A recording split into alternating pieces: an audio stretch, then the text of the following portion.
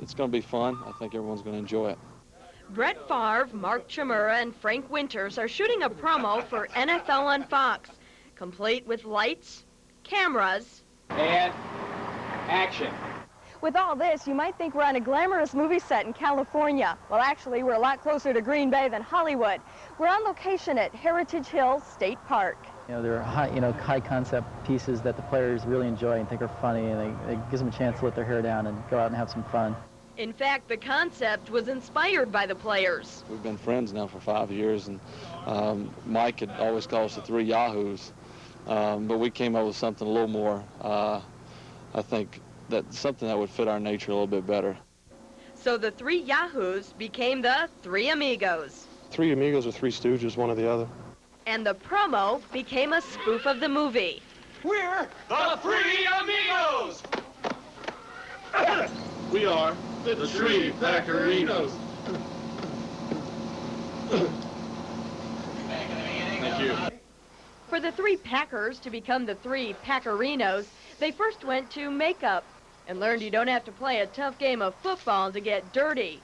Then to wardrobe. Looking pretty good. From their spurs to their sombreros, they looked the part, but could they act? We are the Three Packerinos. These Three Amigos have proven they can act as a team on the field. Winters snaps to Favre.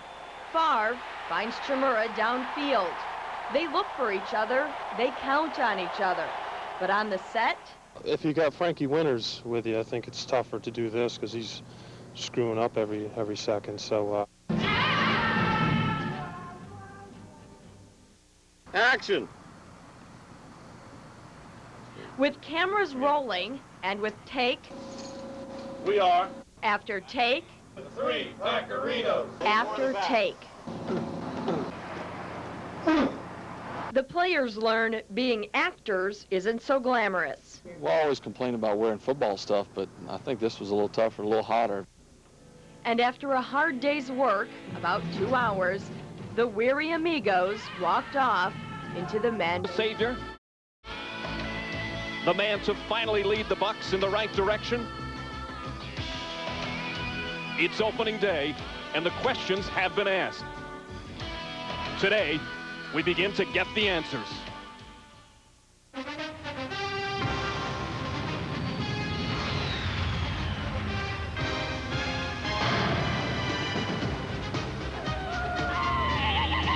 Opening day in the NFL with memories of the old days and anticipation of better days. For head coach Tony Dungy, after 15 years an assistant, first chance to be the top gun. Special for the players, whether you're a 10-year vet like Hardy Nickerson, 31 today, or a rookie like Corey Dowden at 27, getting his first taste of the NFL. It's opening day, NFL 96. The Tampa Bay Buccaneers host the Green Bay Packers.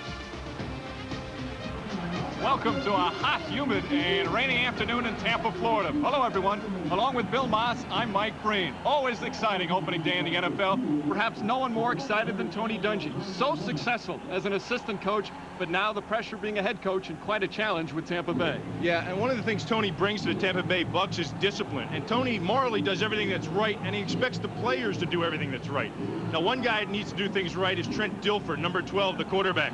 To keep pace with a high-flying NFC, he has to do better than have 4 touchdowns, which he had in '95. For Packers coach Mike Holmgren, he certainly remembers his first day as a rookie head coach, but now he's got the extra pressure of Super Bowl expectations. Yeah, that is big pressure, too. And all the major publications are saying the Super Bowl champion Packers for 1996. Well, that's yet to be seen. And the thing is, the players started believing it. So Mike had a long talk with the players and said, hey, guys, no more Super Bowl talk. One of the areas of concern for the Packers is going to be the offensive line, especially left tackle. Ken Rutgers was supposed to man that position, but Gary Brown's going to get the start. He had a tough go last week in Indianapolis. We'll be keeping an eye on that. As we mentioned, hot and humid, temperatures going up into the 90s. The rain expected to subside. It's been really raining hard for the past hour or so, and that certainly can take the toll on the players in the first week of the season, but also the fans in danger, especially Green Bay fans and the cheese hats. Serious jeopardy for those cheese hats, perhaps a sign of things to come. Opening kickoff coming up next, Green Bay and Tampa Bay.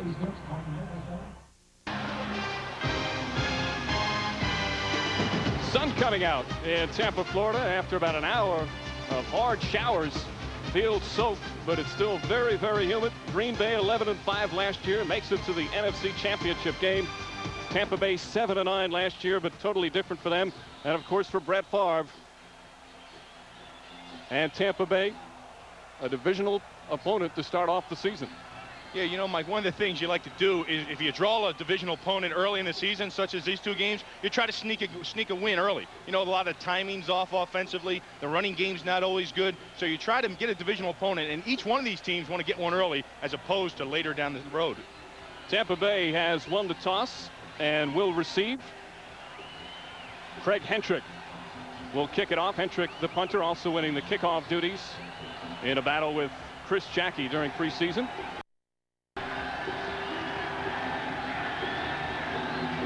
Amazing, it's been raining here for almost an hour in a pretty good downpour, nonstop, and then right at the time it's about to kick off, boom, the sun comes out. And I'll tell you, I played down here in Tempe before, and that field holds the moisture down there, and it is really hot and humid. Those guys are in for a long afternoon. Tony Dungy, first time on the field as a head coach in the NFL. Nino Sylvan, the rookie out of Tennessee, will bring it back, and we're underway. NFL 96 here in Tampa. Sylvan at his own 7. Has a couple of blockers brought down at about the 20-yard line. Jeff Thomason on the stop. And Trent Dilfer and the Tampa Bay offense to take the field for the first time. This is certainly a critical year for the 24-year-old Trent Dilfer. He's had his ups and downs in his first 2 years. Last year, first time he was the full-time starter. But they're hoping for consistency out of Dilfer. Yet only 24 years old. They do not have Eric Rett, their workhorse running back by committee now. Mike Allstott, the rookie, and Jerry Ellison are the two setbacks. Dilfer goes to Ellison, and Ellison maybe a yard or two before being brought down. Now let's take a look at the Tampa Bay offense. Again, Dilfer hoping to come back from last year. The 4 TDs and 18 interceptions, a disaster for Dilfer. The offensive line, the change Scott Adams for Ian Beckles at the right guard. Beckles hurt himself the other day. Riesenberg, the former Giant. And the backs and receivers all start the rookie out of Purdue. Hawkins, Larry Ryans at the other wide receiver to start, and Jackie Harris, the underrated tight end. 2-yard pickup on the first play, so a 2nd and 8. That's Larry Ryans in motion. Ellison, another call. Broke a tackle. Gets up to about the 26-yard line. It'll be 3rd and about 4. Let's take a look at the Green Bay defense as Brian Williams makes the initial tackle there. One of the best defensive lines in all of pro football, the great Reggie White. Former Buccaneer Santana Dotson, their big free agent signing, at the tackle. 6 defensive backs have come into the game, including rookie Tyrone Williams, number 37. On a 3rd and 4, they're expecting a lot from him.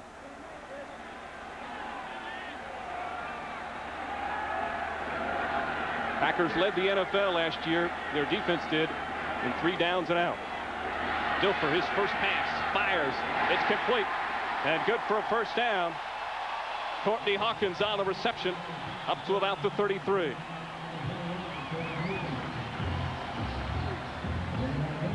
The rest of the defense for Green Bay, Brian Williams, what a camp he's had in his 2nd year. George Kuntz now in the middle, and Wayne Simmons, the other linebacker.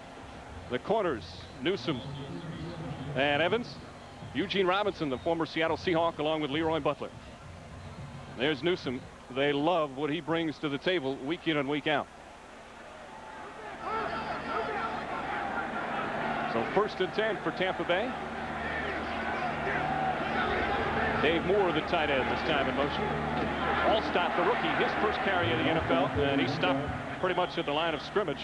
George Kuntz quickly in on the tackle. Yeah, Mike Allstott was a 2nd-round draft choice for him, the kid out of Purdue. He was the leading rusher in Purdue's history. And he's a guy that the coaching staff really likes. Now, to fill the void left by Eric Rett, you know, there's going to be running back by committee. They have 5 of them back there. But Tony Dungy said he really likes the Allstott kid, and he thinks they want to see what he can do. He's a big guy. He can pound the ball. They're going to try to get him the ball in his hands a little bit more often today. Picks up 2 yards on his first carry of the NFL, so a 2nd and 8.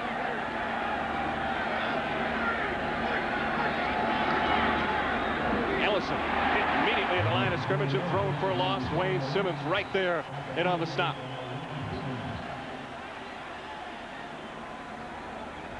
Boy, that was a nice play by Wayne Simmons, number 59. You're going to take a look here. He comes from the right of your screen. Now, the thing about Wayne Simmons is the guys up front, the tackles, see Gilbert Brown and Santana Dotson stuff it in there? See, they're eating up all the blocks up front. And that gives the room for the linebackers to scrape free. And that's what they have in this linebacking crew. They're not big guys back there with Coombs and Simeons, but they're fast guys. And they can hide them back there behind all the beef up front. Loss of 2, so 3rd and 10. The Roy Thompson, the lone setback now. 4 wide receivers have come on for Tampa Bay. Dilfer facing a rush. Quick pass. Incomplete and intercepted. Mike Pryor with the pick. And the turnover, Green Bay will take it. Dilfer, who threw 18 interceptions last season, throws one early here in the first quarter. Well, I'll tell you what, that was a nice throw by Trent Dilfer. It's a shame that he has to get off on that kind of start because, look, he puts the ball right on the money, right in Alvin Harper's hands. But you know what the thing of it is? That's a nice play, heads-up play reaction by Mike Pryor. But the thing of it is, it's been wet out there. That ball's wet. It's been on the grass. It's on the field. And that ball was obviously wet because Alvin Harper couldn't get a grip on it. Pryor, the interception. Newsom with the hard hit as Harper was trying to hold on to the ball. So 1st and 10, ball at the Tampa Bay 37. Green Bay to take over. Favre throwing on 1st down. Throws it out of the backfield, and it's complete.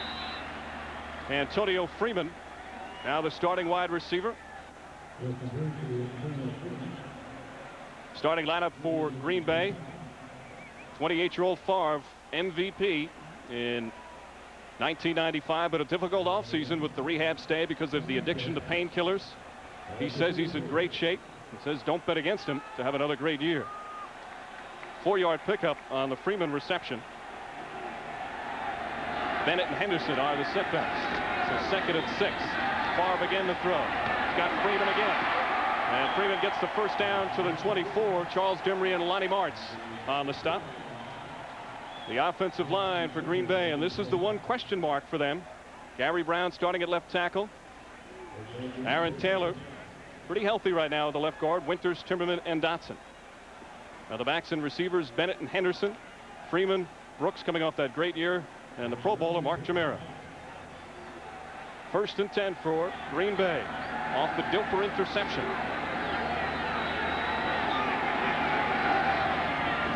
This time up the middle, William Henderson. And Henderson gets a few before he is stopped. One of the things Mike Holmgren said in our meeting with him is that, hey, he wanted to get a running game going. You know, a running game takes time for all those 5 linemen to click. And, you know, they put Henderson in there, you know, the big fullback, and they took out Levens. And they're going to use Levens more on 3rd down situations with his speed. But Henderson's a guy that can pound the ball. And, you know, when they get down here inside the red zone, that's what you want your offensive line to do. You want them to take over the game. Bennett and Henderson, the setbacks on a 2nd and 7.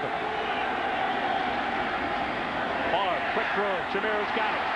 Cuts across very close to a 1st down. Lonnie Martz on the tackle. Perhaps just a little bit short. There's Mark Chimera, you know, and you're going to see a lot of the double tight end stuff. It wasn't in there that play, but they got 2 good ones. He and Keith Jackson, of course. And what you're going to see right here is just a little naked bootleg. He has no protection. Brett rolls out the back door, and a little flat run, a little drag run there by the tight end. And hey, you know, you have a pickup of 4 or 5 yards. That's great stuff, and that's what this West Coast offense is. Pick your way down the field. 3rd and less than 1. Dorsey Levens has come into the game. 2 tight end set for Green Bay. Levens hit at the line of scrimmage. 2nd effort. Perhaps got him that 1st down. Hardy Nickerson on the tackle, their leading tackler since he's been here at Tampa Bay. Hey, the 31st birthday is today. Hardy Nickerson, happy birthday. And he wanted a few people to join in the celebration with him. There's a guy that'll just come up and knock you down. You're going to see him right here fill this hole. Now, you know, I was talking about the offensive line. They need to take over down here. See, they don't get any movement up there. They get stuffed at the line of scrimmage, and Hardy Nickerson with a big fill there for a no gain. So they'll measure this one in the 2nd effort from Levens, who lost the job as the starting fullback to Henderson, and he picks up the 1st down. Says he wasn't happy about it, but he's not going to let it affect his play on the field. Let's look at the Tampa Bay starting defense. And it features a very young offensive line. We'll show it to you in just a second. Well, he's the veteran, Hardy Nickerson. One of the things about this Tampa defense, they're not good in many categories, but one category they are good in is red zone defense and points allowed. When they get down here, this group gets stingy. And Tony Dungy is going to see to it that they get even stingier. 1st and 10. Favre, plenty of time, throws, incomplete. Bennett in the vicinity. Derek Brooks with some coverage in the area. Young offensive line for the Buccaneers with rookie first-rounder Reagan Upshaw. The other tackle, second-year man Warren Sapp, along with Culpepper and Curry. The strength of this team, the linebackers. One of the best, Hardy Nickerson. Brooks really coming on, and the veteran Lonnie Morris. And the secondary new face here, Todd Scott. That strong safety played for Tony Dungy in Minnesota. 2nd down and 10. Don Beebe, the third wide receivers, come into the game. Levens also back in. Dorsey Levens quickly hit at the line of scrimmage. Warren Sapp right there to make the tackle to slow down Levens. Well, you could see it on the first play. You know, when Brett had some pressure on him, he threw a poor pass and they didn't get it. Then it was 2nd and 10, and they tried to create out of that formation a passing down. 3 wide receivers, 1 running back. So they think that Tampa's thinking pass, and they don't. They give it to Levens, and he comes up the middle. But there's no go right there. There's Warren Sapp to make the big play. Sapp, the former first-round pick, expects to play better for Tony Dungy. The defensive guru, now the head coach. 3rd and 10. Favre, quick pass, Robert Brooks. Brooks cuts inside, and very close to the first down. Looks a little bit short. Brad Culpepper and Nickerson in on the stop. You know, that's one thing about Mike Holmgren. You know, he's had so much success with all the short passes all over the place that when the run isn't there, he literally just crinkles up the paper and throws it down. He's not going to come back to it. If he can pick up 4 or 5 yards through the quick passes, he's going to take that. So Mike Holmgren says 4th and 1, let's kick it. Chris Jackie in his 8th year.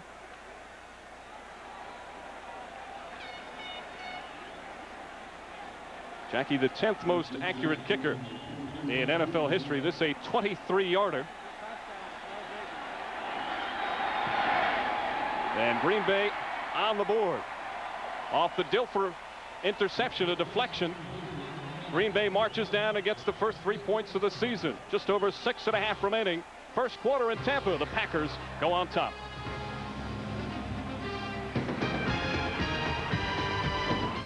For a deflected interception, Chris Jackie, a 23-yarder. And Nilo Sylvan will field his second kickoff.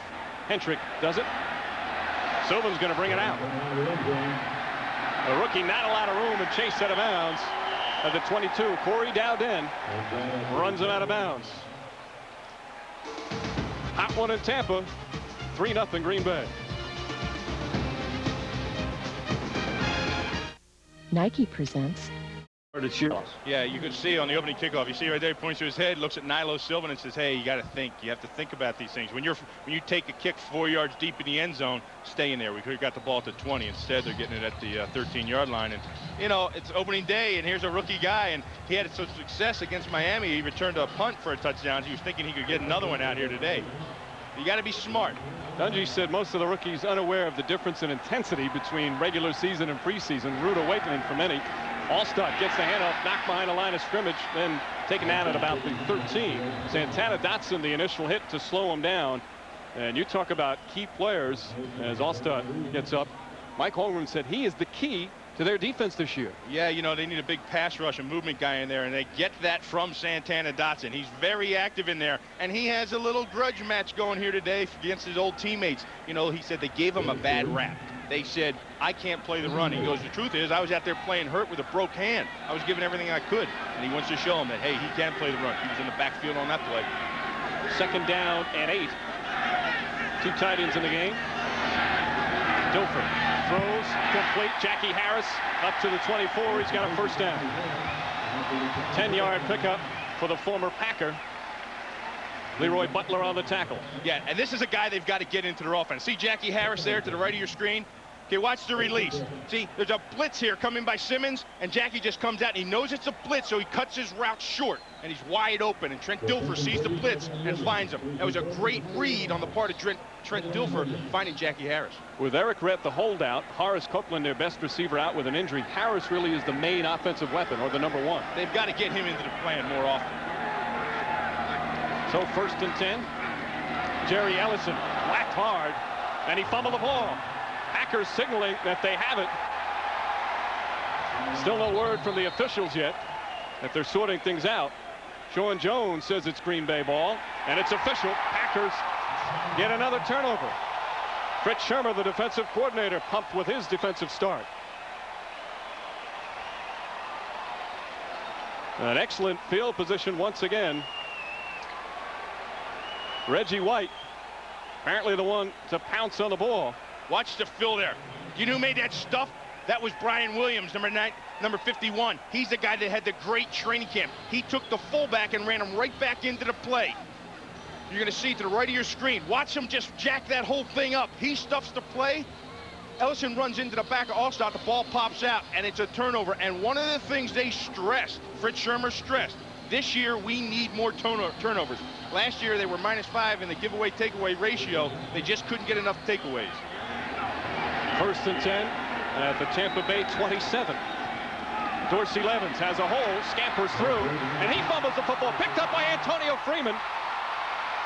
And Freeman taken down at the 1-yard line by Melvin Johnson. Wild sequence of events, a 26-yard gain.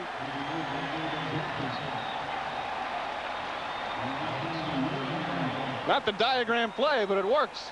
No, are you kidding me, Mike? They drew it up like that. Watch the run by Dorsey Levens. He's going to take the handoff, find an opening, and then he gets popped right there by Hardy Nickerson. The ball comes up. But then Antonio Freeman, what awareness. He's closing in there, trying to come down and make a block to help his partner out. And then the ball pops out. He sees it and grabs it and picks it up, takes it to the 1-yard line. Good heads-up play by Antonio Freeman. Melvin Johnson saves a touchdown for now. 2 tight ends, ball on the 1. 1st and goal. Favre. Touchdown, Keith Jackson. And the Packers taking advantage of the Buccaneers' turnovers.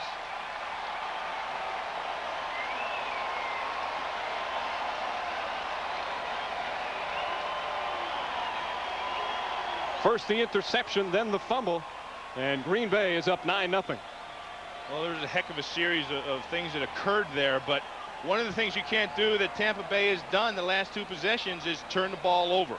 When you turn the ball over in your territory and give it to a high-powered offense like the Packers, you can only expect that. Jackie on for the extra point. And Green Bay with a 10-0 lead. Keith Jackson played 9 games last year with the Packers. Had a great camp and off to a great start. First quarter.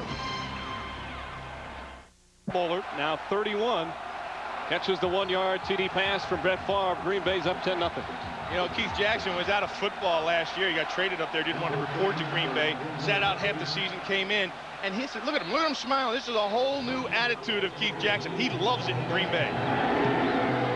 Jackie very busy early on. Nilo Sylvan, 1-yard deep, has a hole. Sylvan now cuts around, got a little room to run. Jeff Thomason runs him out of bounds, but not before a 36-yard return from Sylvan. Tony Dungy likes the way the rookie learns. Yeah, well, he told him once, he said, think about it, you know, and he bounced back, you know, he took it, and look at the skills he uses as well. I mean, here's a guy, he wants to go out there and prove, hey, coach, I'm sorry, you know, I messed up, and I know I'm young, but I'm going to show you I belong out there. That's a nice return, and it gives them their best field position they've had today. One of 23 new faces for the Buccaneers. Sylvan returned to punt during preseason for a TD, a 91-yard scamper. They love what he can do on special teams. 1st and 10, good field position for the Buccaneers at their own 36. Jerry Ellison, this time backs in maybe a yard or 2. Ellison, who fumbled the last time he had the football. Right now, let's go to a McDonald's game break. Let's return to James Brown at our Fox Television Center. All right, Mike. Warren Moon was out in the first half with an injured ankle. Backup quarterback Brad Johnson is in. 1:10 left in the game. Look at that 31-yard strike to Chris Carter, and the Vikings win it 17-13 over Detroit. Back to Tampa Bay, Mike Breen and Bill Moss. Thanks, JB. NFC Central rivalries already in week 1. Dilfer on a play fake. Fires complete. Courtney Hawkins gets up near midfield. First down, Buccaneers. They've actually moved the football a little bit, but the turnovers have obviously killed them. Yeah, you know, and Tony Dungy's offensive philosophy is very different from all the things he's done defensively. You know, he wants to get a ground game going. He said that, you know, in the 70s, the Steelers won it on the ground. And then Dallas and Washington, you know, through the course of history, you have to have a running game, and he's trying to get that today. And then he said you need big play wide receivers. And right there, he got it out to Dawkins and picked him up the first down. Dilfer to Ellison across midfield. Santana Dotson gets him down low. So Jerry Ellison's going to have to pick up a lot of the slack. Eric Rett, who has a contract, did not report, wanted it renegotiated. It's gotten a little nasty at times, but he is not here, and it's running back by committee, including Ellison. Ellison only in his second year in the NFL out of Tennessee Chattanooga. Last year, only 26 rushes the entire season. Had a very impressive yards per carry number at 8.4, but overall he's very green. Perhaps not the wise thing to say when you're playing the Packers. 2nd and 8. Dilfer to throw again. Has some pressure. Intercepted. No, he dropped it. George Kuntz had it and lost it as Dilfer faced some severe pressure that time. Well, the strength of the Green Bay Packers is their defensive line. And, you know, that's everything that's coming out of Green Bay. And the two guys inside are just phenomenal. See the little stunt they run there? They run a little stunt inside, and that frees up Sean Jones. Sean Jones just beats his man as the two tacklers run a little stunt, and he's right in Trent Dilfer's face. And then, you know, that causes a bad throw, and then Kuntz just couldn't hang on to the interception. 3rd and 8. 4 wide receivers into the game, including Carl Williams. Leroy Thompson is the setback. Thompson has it. He's got the first down and more. Leroy Thompson down to the 39-yard line. The 6-year veteran who's played with the Chiefs, the Patriots, and the Steelers. Having a lot of room to run. Yeah, well, what happened there was, well, it was 3rd and long, obviously, and the Packers thought it was going to be a pass. So they had some success with the pass rush, the stunt inside, so they tried it again. But they ran the ball, and they ran the ball right to where they were trying to run a hole there. And you see Leroy Thompson with a nice pickup and a first down, giving the Buccaneers some good field position. Even little Courtney Hawkins throwing his weight around. 1st and 10. They put the ball at the 40. Allstott, the rookie, good power all the way up to the 34. Looked a little like Larry Zonka, his idol, on that one. When I look at Mike Allstott, the thing that comes to mind is Moose Johnson over in Dallas. But this guy, I think, is a better athlete than Moose Johnson. He has tremendous feet and great body balance. And you know, you see him there. He runs into the line of scrimmage, gets hit, and he just keeps those big legs churning, and he picks up 4 or 5 extra yards. Got great leg strength because of a training routine he does. He pushes a Jeep across a parking lot. That's part of his training. 2nd and 4 after the 6-yard pickup. Allstott again. Cuts inside and appears to have the first down. George Kuntz and Gilbert Brown in on the stop. We know Allstott, you've seen he's getting the workload here. And Eric Rett being out, they need a guy to fill that shoe. And you see the fans, listen to him. They love him already. You know, he's churning, his feet are churning, he's picking up yards against what's supposed to be one of the best defensive lines in the league. Or they're so touted, I'll tell you, if it wasn't for the turnovers, these defensive line and the run plays are having their hands full. A little shy of a sellout, but the Buccaneer fans quite pleased with the way their team moving the football. However, 2 turnovers has Green Bay up 10-0 after 1. Brown, over 92, had a great rookie year that included 10 sacks. Also 71 tackles that rookie year. Signed as a free agent back in March of the offseason. Very durable. Has not missed a game in his NFL career as Tampa Bay gives it to Jerry Ellison, and he's cut down very quickly. Doug Evans with a strong defensive play. But Dotson again, vital in Tampa Bay, but could be more of a key here in Green Bay. Well, you know, Fritz told us, and Mike Holmgren said, that this guy is our season, quote unquote. Now, that's a lot of pressure to put on a defensive tackle. But in essence, what it means is they need some movement inside, because Reggie White's always drawing the double team. Well, now it's going to get a chance to free Reggie and Sean up a little bit more when they're going to have their hands full with Santana, who's a good pass rusher. And, you know, the addition of Eugene Robinson in the backfield with that kind of pressure results in turnovers. Loss of one on that play. Dilfer to throw. Under pressure. He's hit hard. And Trent Dilfer goes down for the first time as Reggie White and Sean Jones. And that's what I'm talking about. You know, Reggie, you know, he drew the single protection on Doug Reisenberg, and there he turns the corner. He gets knocked down, keeps his feet, gets back up, and he's right in the lap of Trent Dilfer.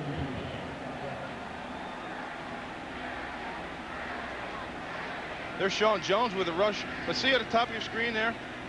That's Reggie White. You know, Ellison tries to jump down and cut his legs out, but Reggie White, you don't want to take Reggie's legs out. A lot of people have tried, and he always gets up or steps right over. Darius Holland has come in on the defensive line on a 3rd and 12. He's got to throw it. Dilfer fires, incomplete, intended for Carl Williams. Yeah. Craig Newsome right there with some excellent coverage. And a 4th down coming up for the Buccaneers. Michael Usted, who's got a very strong leg, will come on the field. Well, you're talking about that inside pass rush. Watch these two guys right there. Look at them. Santana's drawing the double team, and then Darius Holland's freed up, and he goes right back into the lap of Trent Dilfer.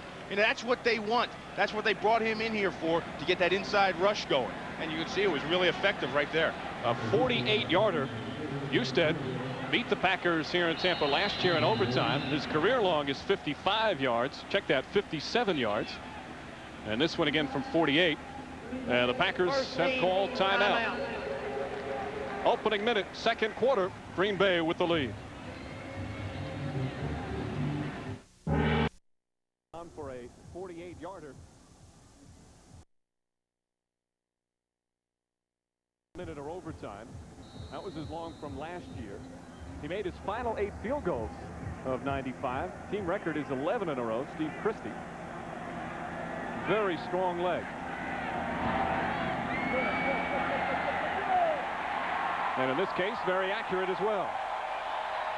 You know, for the Packers fans, you know, they've seen that before, because it was a 47-yarder in overtime last year at December 10th that knocked Green Bay out of actually getting home field advantage throughout the playoffs. So Tony Dungy gets his first points as a head coach. Coming up on Fox. A lot of rain early. Clouds starting to float away here in Tampa. Sun is out. And even though Mike Holmgren said he didn't want to hear about the heat from any of his players, there's no question, Bill Moss, it's a factor. I'll tell you, I wouldn't want to be out there playing right now, especially for the Packers. You know, they've been up there in 68, 70-degree temperatures all through training camp. And, you know, they play the preseason games. They're playing a quarter or maybe a half, and now have to come down here 90-degree and all this humidity and play a whole game. I don't envy the guys. Don Beebe, number 82, and Travis Jervey back. Beebe's got it. Tries to get outside and cut down Tyrone Leggett with the tackle at the 15. You know, I was talking about the heat factor coming down. You can see when the Packers come down to Tampa Bay, when they come down before October 15th, they are 0-4 in Tampa. And then after October 15th, they're 6-1. So you don't think the heat plays a factor? It's got to, I'm telling you. You see, they got the fans going over there on the home sidelines. They're used to it. Even Brett Favre said yesterday, why are we playing in Tampa in September and playing in Green Bay later in the year? Why don't we switch it around? Yeah, he said the schedule makers don't like them. Of course, they have to go to Dallas again for the umpteenth time in a row. Toughest schedule in the NFL this year. Green Bay has it. 1st and 10, their own 15. Favre again to throw on 1st down. Pumps, fires downfield. Robert Brooks had it and dropped it. Todd Scott right there putting on the hit. The former Viking Pro Bowler. And he's down. Brooks took a shot. Watch at the top of your screen. You're going to see, well, that's Keith Jackson, but to the up top of the screen, right corner, is Robert Brooks. He was running down the sidelines. There he is right there. Boy, did he take a shot. And one thing Todd Scott can do, he can lay a hit on you. He came down from Minnesota. He was up in Minnesota with Tony Dungy, a Pro Bowler at one time, because he can come up, he can support the run and not lay a hit on you. He's not a great cover guy one-to-one. But boy, you saw right there that he just knocked him silly. Brooks, who had a great 1995 with 102 receptions, going to take his time getting up after this one. Green Bay leading 10-3. It's anything with a highly reliable Ericsson cellular phone. And by the new Coors Light wide mouth can. Tap the Rockies with a smoother pour. Packers wide receiver Robert Brooks shake it up. Walked off the field on his own. Now sitting down. 2nd and 10. Favre again to throw. Some pressure. Fires. It's complete across the middle. Keith Jackson, the tight end, up to the 30. Good for a first down. 15-yard pickup for Jackson. Yeah, Robert Brooks really took a blow 2 plays ago. Watch Todd Scott just lay the boom on him right there. I mean, he had the ball, but Scott just came in and just knocked him silly. You know, it's a hit like that that can really change the tempo of a game. You know, opening day stuff. I mean, Todd Scott's been around a long time, and he knows what it takes. And there he is. He's trying to change the tempo. Packers a little thin at wide receiver, as the rookie Derek Mays and Terry Mickens both injured. On the handoff, falling down, Edgar Bennett gets up, goes the other way, and he's got some room. Bennett still with plenty of room, and Derek Brooks runs him out of bounds. Brett Favre throwing a wild block on that play. 23-yard pickup on what appeared was going to be a loss. Yeah, you're going to see right here was a trap play. Aaron Taylor does a trap, and Eric Curry stuffs the whole thing up. Bennett goes down to the ground, but then he just gets back on his feet. Nobody touches him down, and he just out the back door. Look at the block there by Brett Favre on Dimry. I mean, Brett Favre, I mean, what a competitor. He's a guy, he'll do whatever it takes. You'll see throughout the course of the game. He is, without a doubt, the most aggressive quarterback I have probably seen play in the last 10 years. Sometimes Mike Holmgren thinks a little too aggressive. But a first down off the big pickup from Edgar Bennett. And Bennett nowhere to go that time. Warren Sapp quickly brings him down. Sapp, first-round pick last year, called his rookie season horrible. Wanted to improve, and he's been active early on. We'll take a look to the right of your screen. You're going to see Sapp right there. Watch him jump around Aaron Taylor right over the left shoulder. They have him lined up in the 3 technique, so he's only playing half a man, and he steps in the backfield right around Taylor and makes the play. You know, Tony Dungy told us, he said, hey, you know, we got some young guys up front, and I'm going to need Warren Sapp to make plays, and I'm going to need Reagan Upshaw to make plays tomorrow. You got to make plays like that to slow down the pack. So no gain, a 2nd and 10. Play action from Favre. Incomplete. Intended for Antonio Freeman. Favre had to get out of the pocket. So Freeman taking over the starting position that Mark Ingram started beginning of last season. They really like what Freeman can do. He's not going to catch your 80-90 passes in the Brooks area, but very effective receiver. Well, did you notice what happened there on that play, Mike? See, when you play Brett Favre, it's vital that you stay in coverage, because when he scrambles out of the pocket, you know, that's when he's really dangerous. So there you saw the Bucs, and they practiced it all week, staying in coverage. 3rd down and 10. Favre looks and fires incomplete. Good coverage from Charles Dimry. Desmond Howard, the intended receiver. And 4th down coming up. Brooks right now is a question mark to come back after taking that shot to the head. Well, I'll tell you, you know, that shot to the head, I told you about changing the tempo of things. You know, I'm really impressed with what the Buccaneers are doing out here. Tampa Bay, I think, thought that they came down here a little bit overmatched, a little bit better quality team overall than the Bucs. And even though they're up a little bit in score, the Buccaneers are showing that, hey, they can play with them. They just have to eliminate mistakes. Craig Hentrick with the punt. He had a couple blocked last year. Nobody goes for it that time. Nilo Sylvan will let it go into the end zone. And a touchback. 47-yard punt for Hentrick. And Tampa Bay will take over. They trail 10-3. They'll have it at their own 20-yard line. And again, questionable for his return. That hurts the Packers. Brooks, their main guy last year, 90 receptions his first 3 years combined, 102 last season. Just a spectacular year. That also included 13 touchdowns, 9 games of 100 yards receiving or more.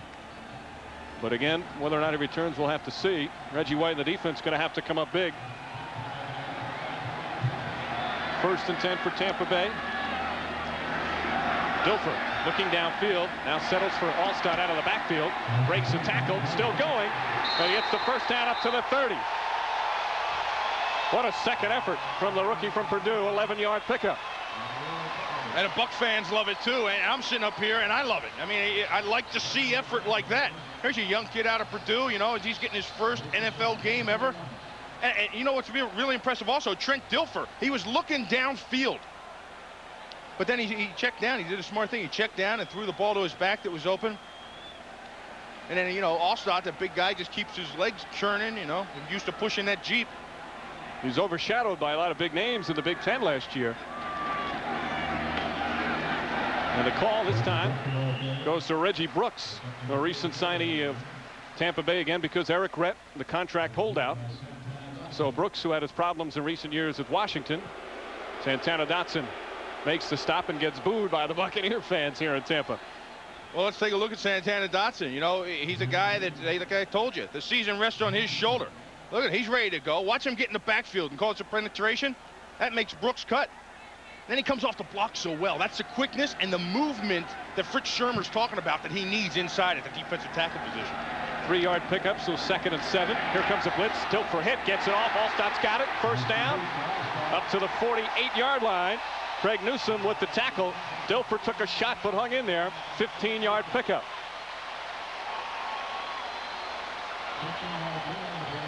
What you had there was a zone blitz. Okay, watch Leroy Butler come in here, okay? And then you have the lineman drop out.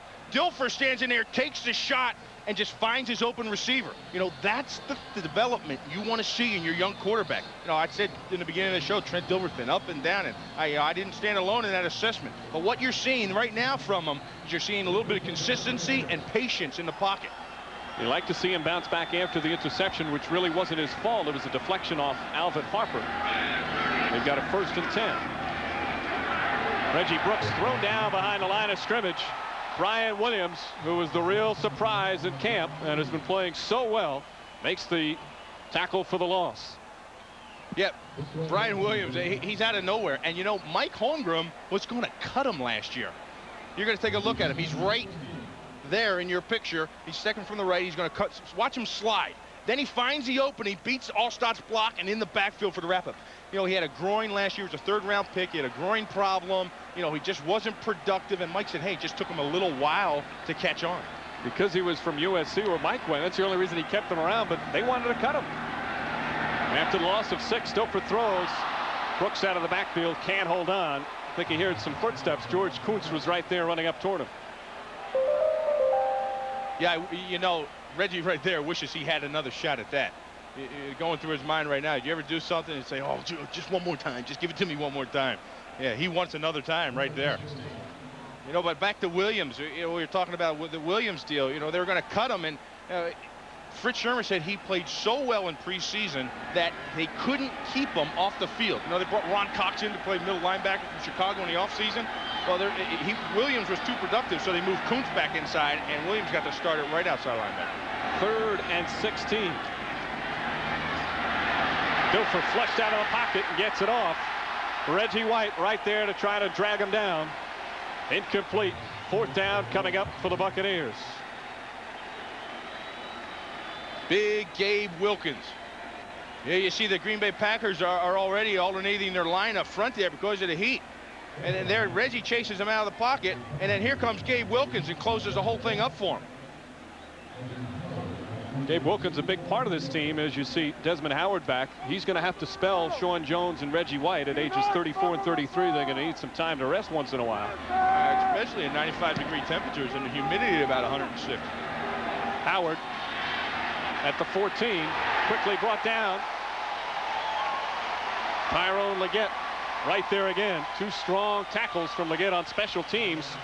42-yard punt from Tommy Barnhart. No return. Gilbert Brown of the Packers with a 10-3 lead.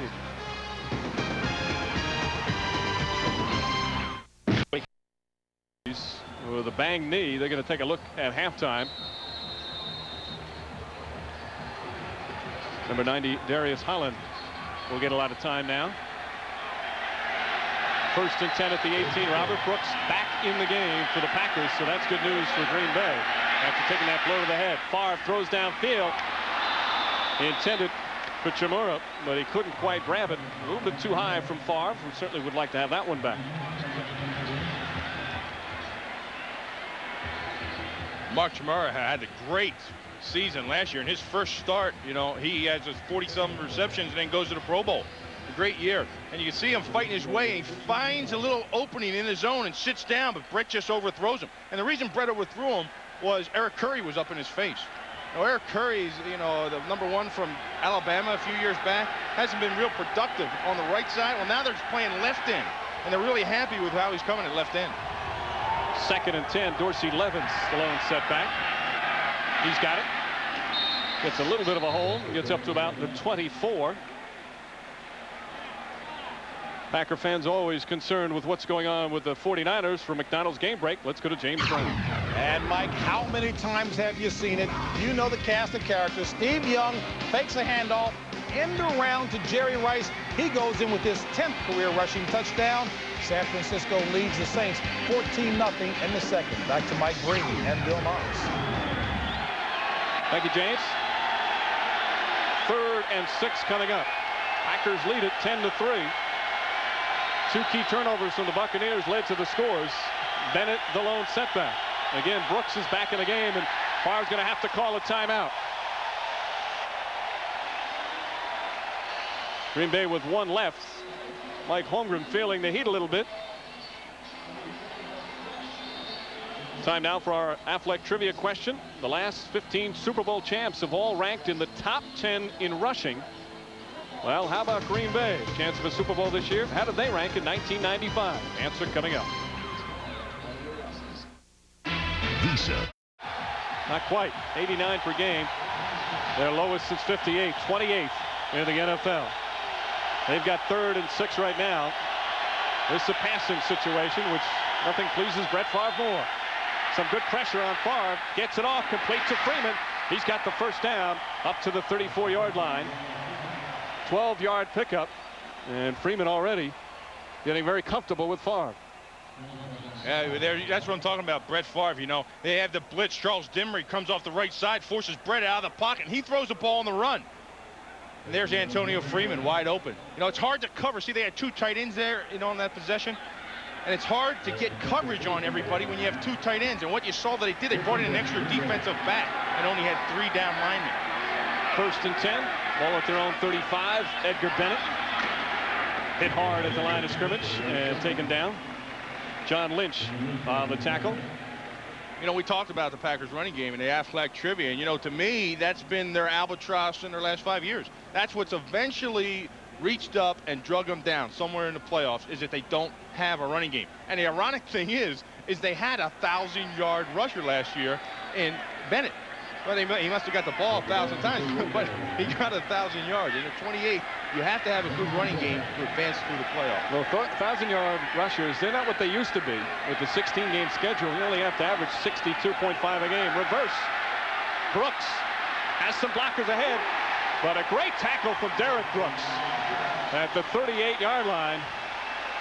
Second-year man out of Florida State with a big hit. Watch Derek Brooks. He's all the way over here to the left of your screen, and he's been all over the field thus far. I really like this guy. I think he's their best defensive player, and he's got all the ability in the world. Look at him run. Brett doesn't see him, and he gets right by him, and he comes all the way across the field and drags down the reverse. Wasn't fooled at all. And, you know, he chased a guy from the other direction a few plays back when he had to go all the way to the other sidelines and tackle him out of bounds. I mean, he's just all over the place. Tony Dungy preaches tackles, smart tackling, and Brooks that time did. 3rd and 5. Favre out of the pocket. He's got William Henderson hit for the first down at midfield.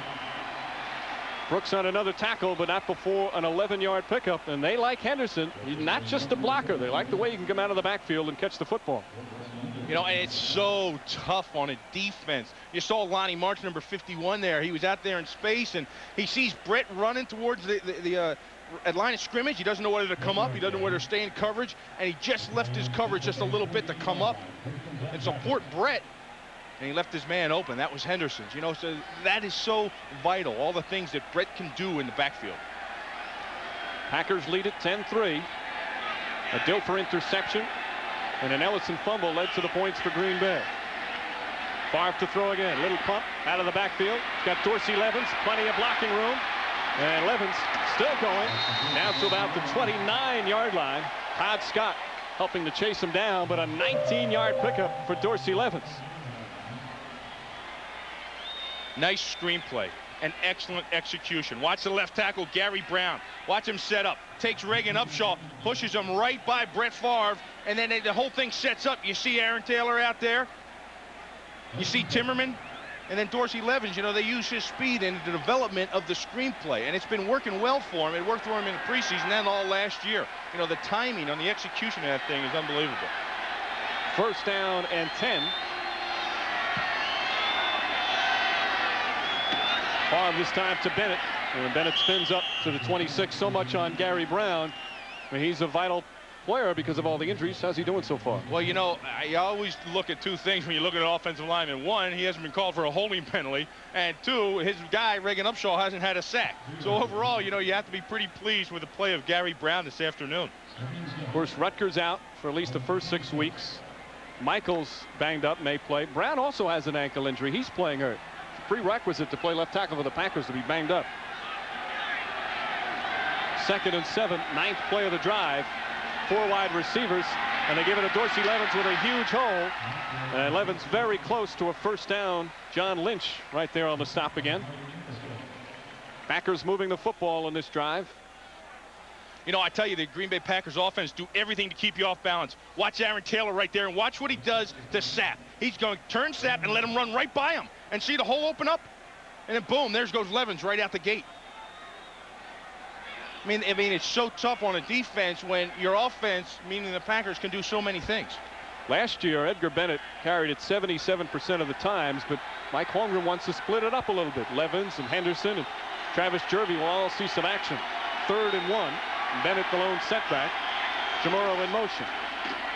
And Bennett's got the first down and a couple more inside the 20-yard line. And there's their number 1 pick, John Michaels, the 27th overall pick. Starter at left tackle with Rutgers out, but because of that right ankle injury, he's been hobbling around. Mike Holmgren said he looked like Walter Brennan and the real McCoys earlier this week. Yeah, well, look at him. You know, he kind of looks like a rookie. He's standing there lost. He was looking up in the stands. You know, he's like, wow, this is the NFL. And then his buddy, Gary Brown, he's out there. He's got grass stains on him. Favre throws complete. Bennett out of the backfield. And Bennett inside the 10. Bennett very good last year. Caught 61 passes. And a first, very close to a first down. Yep, let's see if they got it. So a second down coming up for Mike Holmgren. 2-minute warning. Here from Tampa, Packers with a 10-3 lead over the Buccaneers.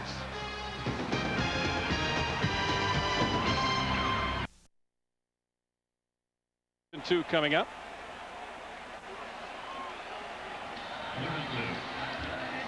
Watch Brett Favre. He's going to roll out a little play action. Turns the corner and puts it right where he needs to put it, right on the outside shoulders of Keith Jackson, so he can turn the corner and go upfield. You know, Keith just was anxious to get that ball and turn it up and put it in the end zone. Get 2 touchdowns today. He was thinking the 6 before he got a hold of the 1 reception. First things first. 3rd down and 2 coming up. Packers call their final timeout here in the first half. They lead 10-3. Well, then the Green Bay Packers once in the red zone with that 67% success rate, although Tampa Bay not easy to score once you get inside the 20. Yeah, they're pretty stingy down there in their own right, but to see that 67% right there, that's 67% touchdowns. That's not just scoring. That's not a field goal or anything like that, a drop kick. That's touchdowns. Once you're inside the red zone, 67% of the time they score TDs. 3rd down and 2. Favre connects and incomplete. Another drop. Antonio Freeman couldn't hold on that time. Marty Mayhew with a strong hit. Yeah, nice close on the ball by Marty Mayhew. And you know, there you get down in the red zone there, and there you see it again. The Bucs are stingy. They've been down there 3 times. They've only given up 1 touchdown. And it's been aggressive play like that. You know, they know the Green Bay Packers are going to use a lot of throws the ball out into the flat, a lot of short routes, intermediate routes. What they want to do is they got to get on there and tackle. Once they catch the ball, they've got to close and tackle. Martin Mayhew saved the touchdown. Jackie now with a 27-yarder. And Jackie now 2 for 2. But a penalty marker apparently thrown on the play, so we'll just have to wait. Hendrick says let's perhaps try it again. And that's the first penalty marker of the entire first half. Walt Coleman, our referee. Yeah, you know, usually in week 1, it's so sloppy. First down for Green Bay. Oh, listen to the call here. We have holding on the defense, number 73. Pulled a player out of the way to allow another player to go to the ball. Half the distance, first down. Ooh, that's going to hurt him. That's going to hurt him. You know, there you give up the 3, and now you have a chance. You're going to have a 4-point swing. We'll see if we can find it.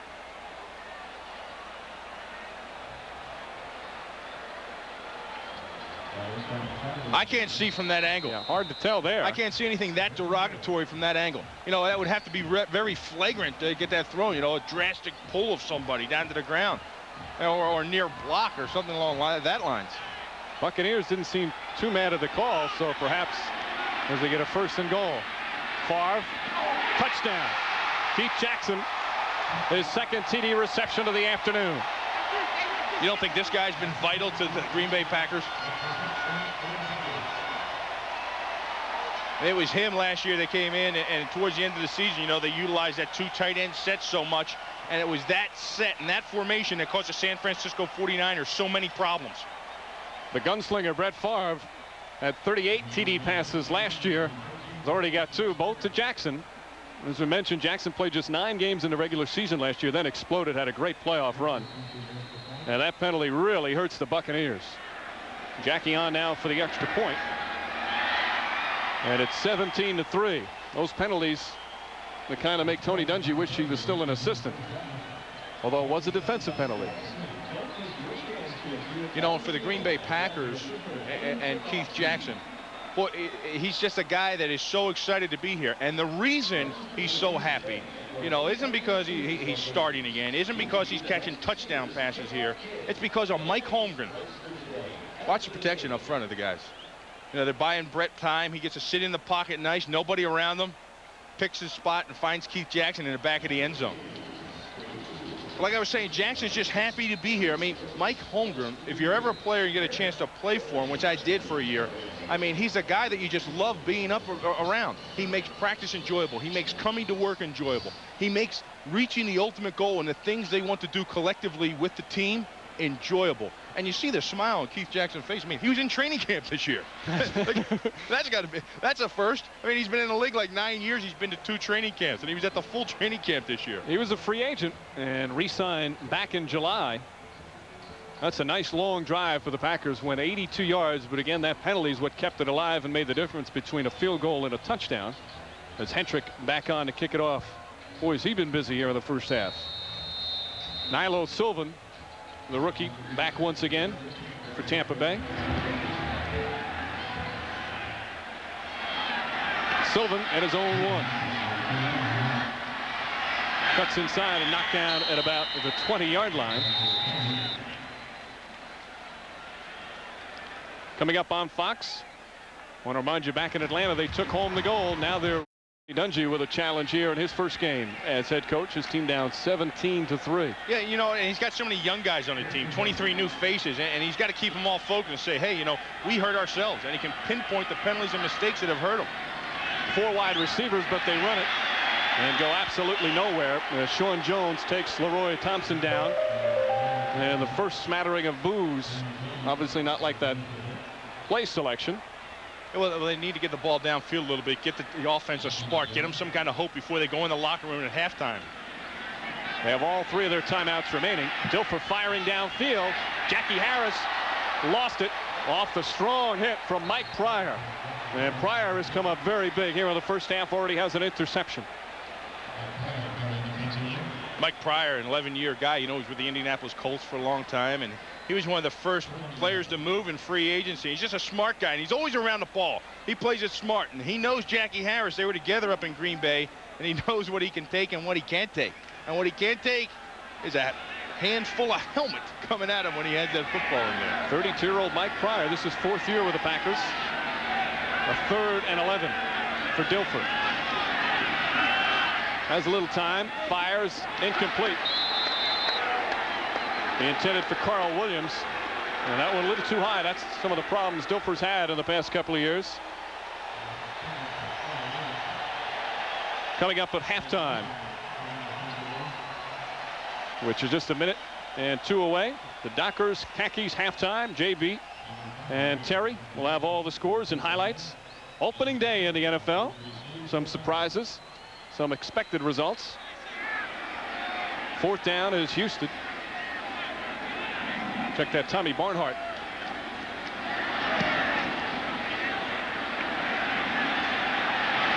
Desmond Howard and the 27 cuts inside, has a little room, and taken down at the 49. Lonnie Martz slowed him down before Melvin Johnson and John Lynch got him. A 54-yard punt, but a nice 20-yard return for Desmond Howard. And the Packers have 49 seconds, but no timeouts. And somebody's shaken up on the play. Dorsey Levin's shaken up. Packers lead at 17-3, final minute, first half.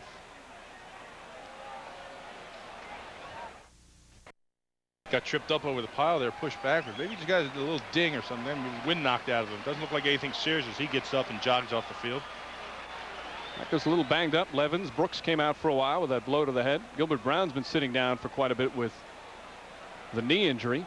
They'll see how he is at halftime. You know, it's amazing, Mike. When you play in this heat and humidity, and you're out there giving it your all, you get lightheaded as it is. And then if you take a good blow or you get knocked to the ground and smacked, I mean, you just go black. You go black for a few seconds. Gary Brown doing the job at left tackle. Favre will throw. Packers going to want to try and score. Favre fires downfield. Jackson again. Jackson scampers in. His 3rd touchdown of the first half. A 51-yard scoring play. And the Buccaneers absolutely stunned. Good Brett Favre. You see him put his guns away? You know, he's just so active and so attentive. The rush was all around him. Up front, Tampa Bay had a fine rush, and he just stuck in there, stayed in the pocket, was cool, calm, and collective, and waited till he found an open receiver. And it looked like Charles Dimry blew coverage down there. Some teams would be content going in at 17-3. Not Favre. Wants to throw it on every down, he says. Jackie with the extra point. And the Packers dominating now. Favre and Jackson connecting for 3 scoring plays. And it's 24-3 Green Bay. We take a look to the left of your screen right there. There's Jackson. He's split outside, and there's nobody with him in the back of the field. Okay, Dimry comes over and tries to pick him up, but then he runs the post. And the free safety, Hardy Nickerson, doesn't get enough depth, and there's no free safety in position. Wide open. Obviously busted down coverage. And Charles Dimry unable to make the stop on Jackson near the goal line. Nice mobility from Favre. That's the one thing about Brett Favre. I mean, he can throw the ball. His feet are like crossed and they're up in the air, and he's got one foot in the ground, and he just heaves it. He's got great accuracy when he can do that. Best off-balance thrower in the NFL. Without a doubt. Hey, if your kid's going to be a quarterback, you know, you don't want him to watch Brett Favre, because all his fundamentals, I mean, are nothing that is taught. Everything's taught from the ground up and set up and good stance. Now, Brett Favre has none of that. His feet will be crossed. One leg will be up in the air. Ball comes out over the top, out of the side, underneath. But what is unbelievable is his accuracy and arm strength. The tough off-season for Favre in rehab, but he has bounced back very strong here in the first half. Milo Sylvan at his own goal line, trying to cut around and taken down. Roderick Mullen on the stop. Week 2 coming up on Fox next week. NFL Sunday doubleheader, where the Bears battle the Washington Redskins and the Giants take on the Cowboys, plus other regional action. All begins at noon Eastern, 9 a.m. Pacific, plus the pregame show kicking off Fox NFL Sunday.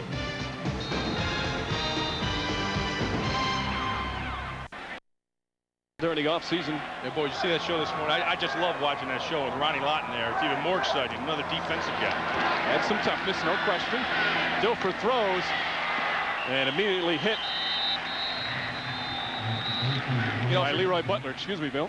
No, that's fine. For Tony and his group, you know, it's young guys. You know, they've got to go in at halftime. You know, they probably can't wait to get him in there at halftime and regroup and say, look, guys, we've done some things well. We've just made some mistakes. Every touchdown that Green Bay has scored has been a breakdown mentally.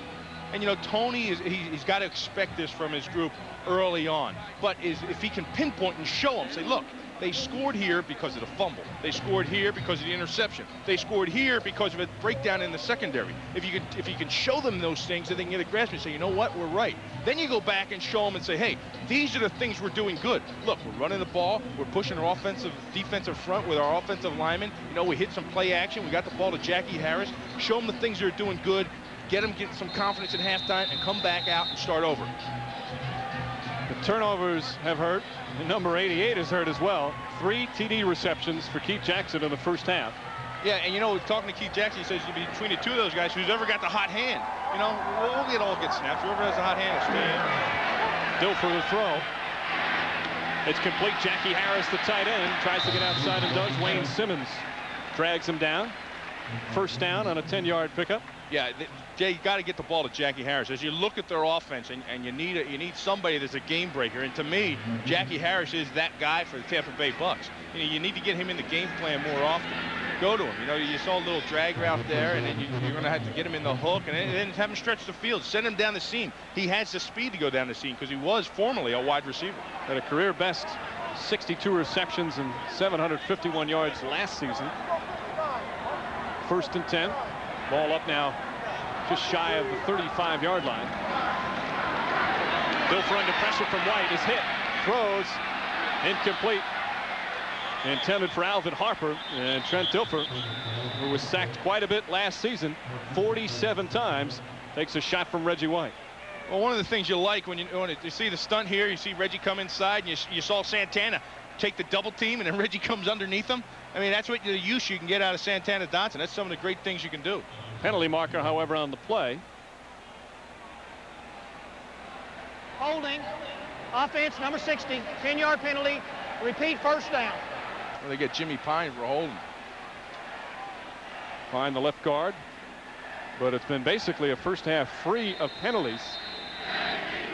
Packers have never been a team that's been penalized. That's what drove Mike Holmgren so crazy last week in that final preseason game. They have not committed a penalty at all here in the first half. See, they got Sean Jones in there over the guard. He's down at defensive tackle, and then they brought in McKenzie, and he's at right end. That's a new defensive front for him. That's their pass rush front. They're the guys they want out there in the field. That's their best pass rushing front. False start. Prior to the snap, number 71, 5-yard penalty, still first down. That's what the Packer defensive line will do to you. Get a little itchy to get it going. Scott Adams replacing Ian Beckles in the starting lineup. Beckles hurt himself the other day in practice. Both teams' offensive line a little banged up as they head into week 1. Yeah, boy, you know, right now, you know, they just can't wait to get into the locker room and sort this thing out. Roy Thompson lost the ball. Dilfer picks it up and wisely just falls down. Reggie White right there. Final seconds of the first half. And there are the Tampa Bay fans getting into mid-season form.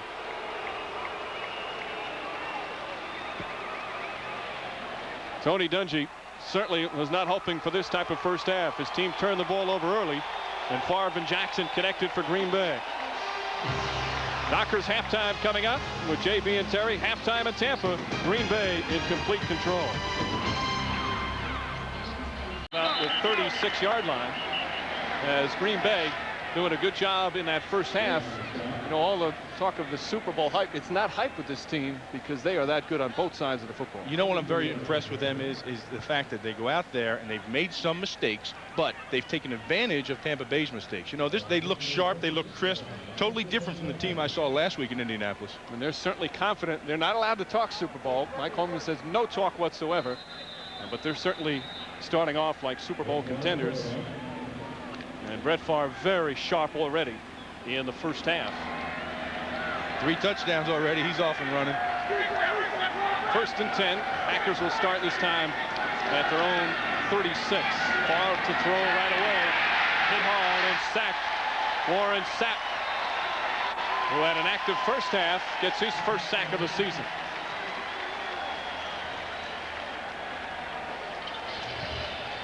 Boy, you know, you go into halftime. I said Tony's going to talk to him, make some adjustments. Watch Chimera right there to the right of your screen, 89. He's going to draw double coverage. That's one way you can take away. They went in halftime and said, hey, see the 2 guys right there? I mean, that takes away Chimera. Now Brett's looking around, can't find a receiver, and here comes the rush. Warren Sapp's there to make the sack, and they need that from Warren. 2nd and 14. Sapp last year only had 3 sacks the entire season. As we mentioned, he was very unhappy with his rookie year in the NFL. And a quick hit behind the line of scrimmage. Sapp there once again. This is why he was drafted first in '95. Hey, something went on in the locker room at halftime. I know Tony Dungy. You know what he said? He was probably mad. You know, he's disappointed. Tony Dungy, okay, he's like someone's mother. When he walks into a room, all of a sudden you do your best Eddie Haskell. I mean, hi, Coach Dungy, how are you? I mean, because you respect him. You respect what he's about, so you adhere to everything he stands for. And he'll look at you in the locker room and say, he won't yell at you. He'll look at you and say, boy, you really disappoint me. And that's about the worst thing you can hear. Absolutely. Doesn't have to yell to get his point across. 3rd and 17. Favre again under pressure. Gets away, fires downfield. And they say complete at the 44-yard line. Antonio Freeman with a terrific catch. 27-yard pickup. And Freeman has been very sharp. Watch Brett. You see his feet. Did you see him? They were just like up in the air. One's on the ground, one's in the air. And they had the pressure coming at him, and he rolls around. Watch Brett Favre. He sets up in the pocket. He looks. It's not there. He feels the pressure coming around him. He tucks the ball as if he's going to run. Scrambles out, finds. Look at his feet. I mean, quarterbacks don't throw the ball like that. Brett Favre can. And did you see how accurate it was, Mike? Right on the sidelines, right where only Freeman could catch it. And a first down at the Tampa Bay 44. Warren Sapp limping off the field after that last play. See Freeman's numbers. Penalty markers on the play as Dorsey Levens gets it down to a 35. But again, markers on the field. Monty Mort's on the tackle. Yeah, it's okay to be aggressive. You know, obviously they got pumped up in there at halftime. I mean, it's okay to be aggressive, but you don't want to be overly aggressive. You don't want to start the sloppy mistakes again. You know, the jumping off sides. Defense, number 75. Penalties decline. 2nd down. And you saw what happened there is when you jump off sides and your defensive lineman, that was on Curry, it causes the rest of the team, everybody's in a freeze mode. Oh, something happened. And then before you know it, Levens is out the door, and they're not even going to take the penalty. I mean, they got 8 yards on the carry. Off the penalty, 2nd down and 1. They'll mark it at the Buccaneer 35. Bennett back in the game, the lone setback. Edgar Bennett scampers for the first down. Brad Culpepper to tackle. And Holmgren's really mixed it up with Bennett and Dorsey Levens. William Henderson's got a little time as well in the backfield. Yeah, there you had the 2 tight end formation again. And as a defense around the league-wide, okay? Here's your scenario. Defensive coordinators are thinking 2 tight ends in the game. Anytime a defensive coordinator sees 2 tight ends in the game, right away you think they're going to run the ball at you and run it down your throat. You look at the 2 tight ends of the Packers, you better get back in pass coverage. 1st and 10. Jamora in motion. Henderson now to about the 28-yard line. Nickerson in on the tackle. And they expect a lot from Henderson. Now his 2nd year out of North Carolina. Had knee injury in camp last year that slowed him down, but he still played in 15 of the games. A real bruising fullback. But as we saw on one particular play in the first half, does a nice job catching the football as well. 4-yard pickup that time, 2nd and 6. Okay, you saw a couple running plays, and they didn't get much. How much you want to bet this is a pass from Mike Holmgren? 4 wide receivers.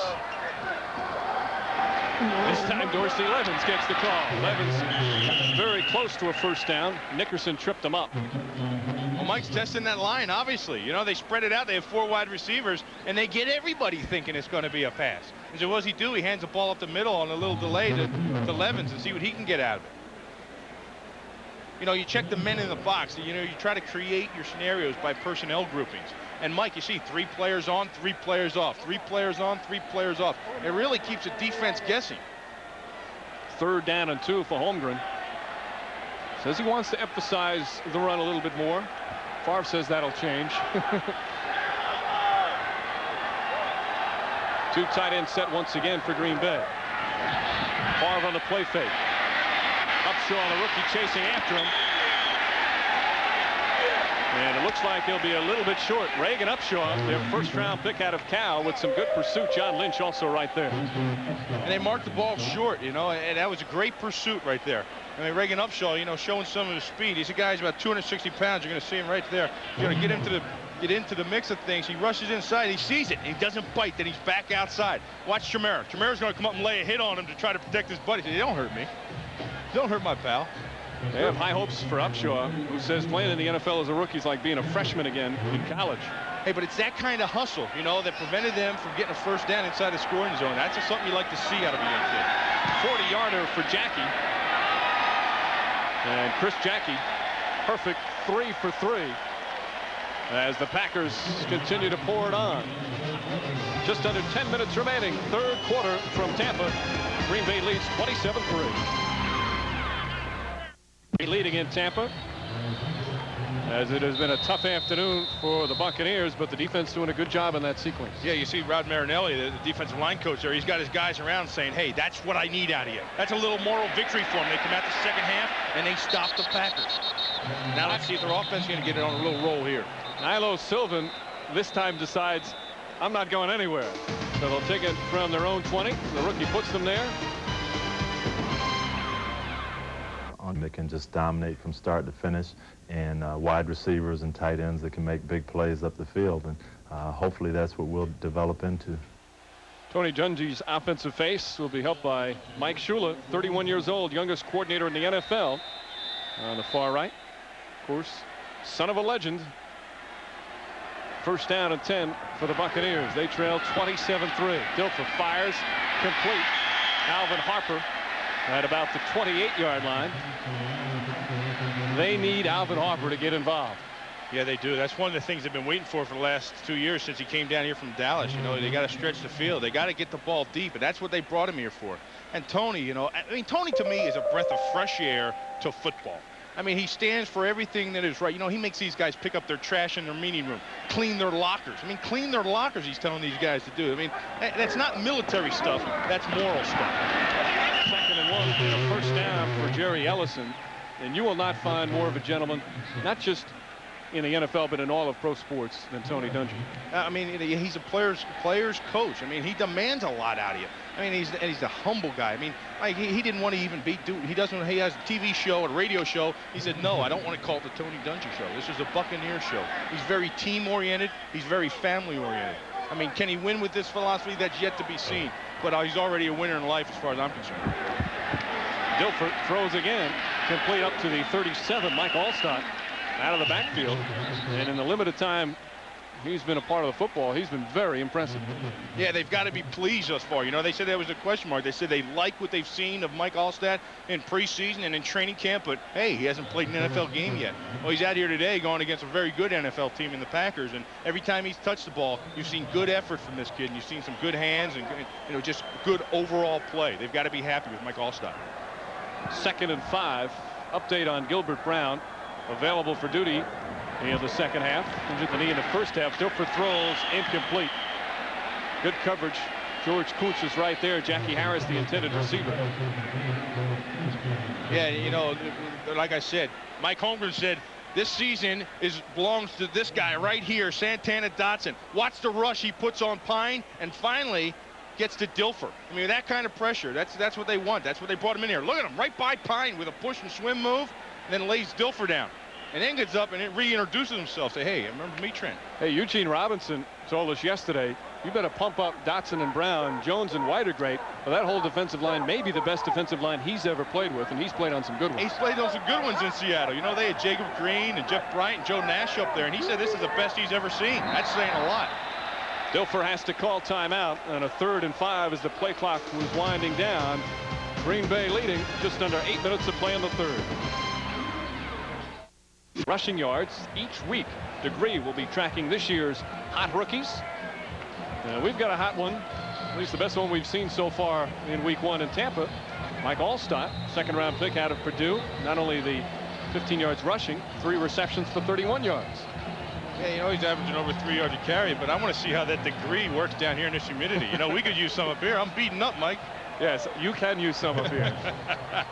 3rd and 5, 4 wide receivers in the game. Dilfer, quick throw, complete. And then he dropped it. Fumble the ball. Green Bay has recovered another fumble. Let's see how the officials rule. Packers have the football. Alvin Harper made the reception, quickly fumbled. Looked like a couple of people standing around whether or not it was an incomplete pass, but Craig Newsome able to grab hold of that football. Another turnover. Take a look at the Buccaneers. Take a look at the left of your screen. Watch the ball come in right in the hands of Alvin Harper. He just can't hold on to it. Watch Newsome. Reggie White.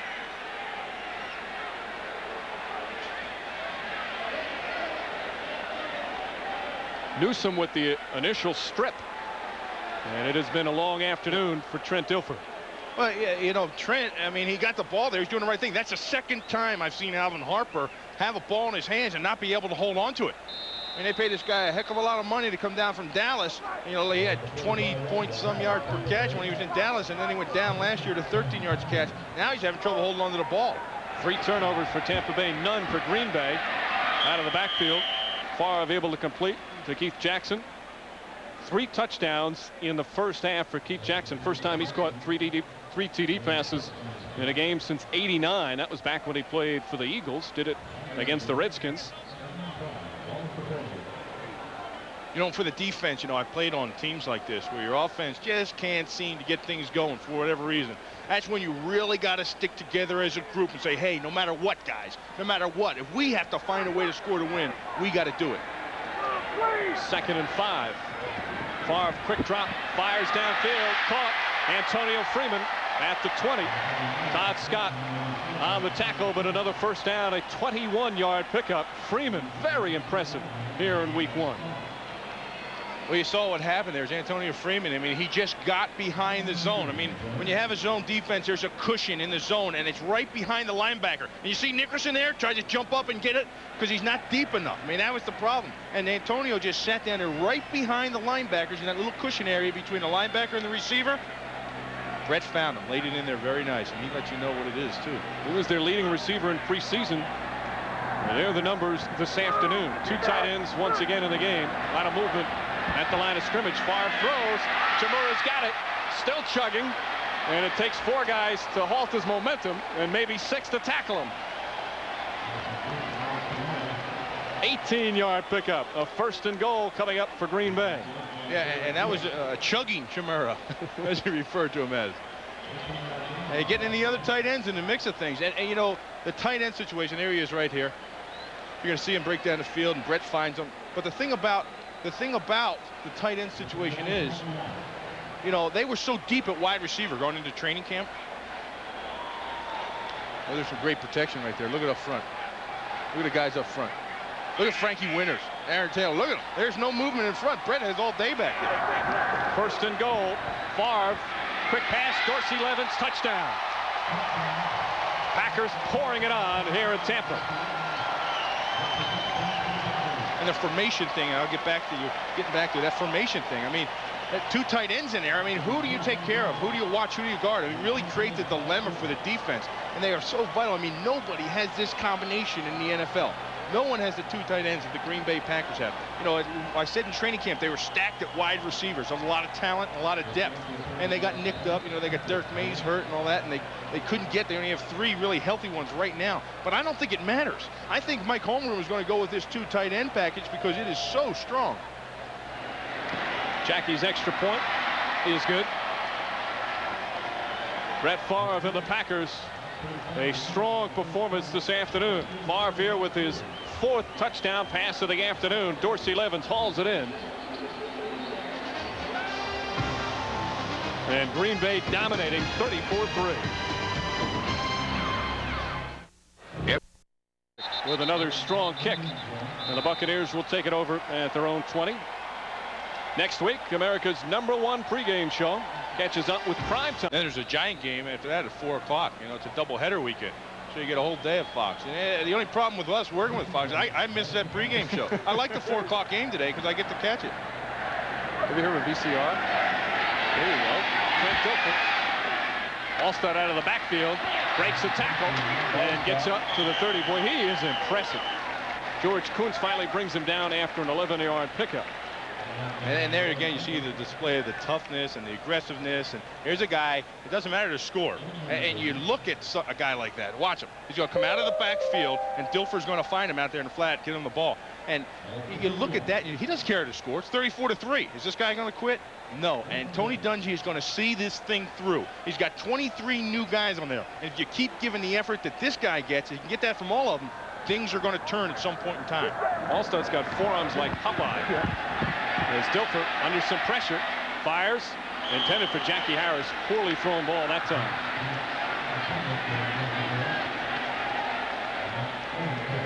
So 2nd down and 10 coming up. No question Trent Dilfer misses Eric Rhett. Rhett, his first 2 seasons in the NFL, both 1,000 yards plus. He was a workhorse, and you can always rely on him. And even though you've had some nice work from Allstott, Rhett is an established runner already, and they miss his ability. Yeah, they miss him. He's holding out. You know, the word is that they're not going to trade him. You've heard trade talk. They are not going to trade him. Absolutely not. They want him back in camp. Then they'll resume the contract negotiations. And when you have a quarterback like Trent Dilfer, you need to alleviate some of the strain on him, and you need Eric Rhett for that. 2nd down and 10. And that's Roy Thompson, who gets up to about the 37-yard line. Thompson trying to help fill the void of Rhett. Richard McKay, the general manager, said absolutely will not trade him. He's under contract. Tony Dungy just coaching like he doesn't exist because that's the way he's got to go. Yeah, Tony's a no excuse guy. I mean, he's not going to sit there and say, well, we didn't have this, we didn't have that. He and his team is going to be responsible for each and everything that occurs.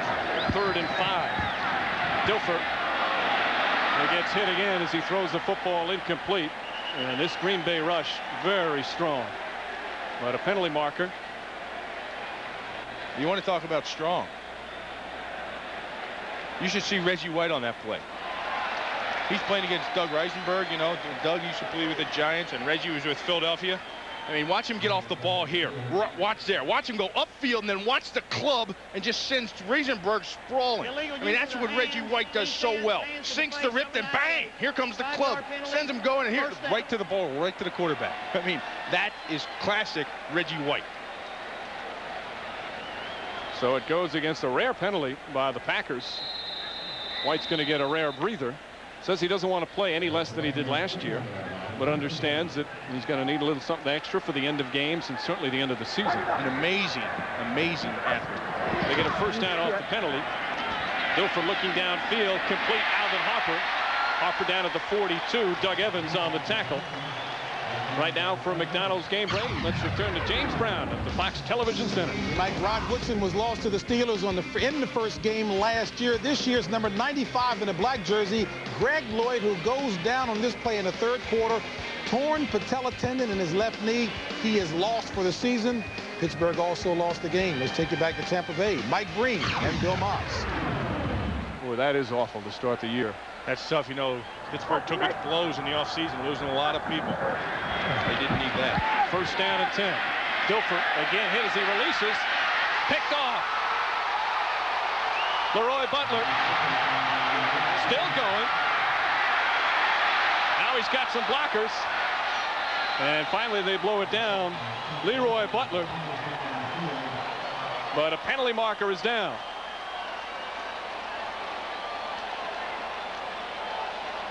Let's see what the call is. Dilfer threw 1 interception early in the 1st quarter. It was a deflection off Harper.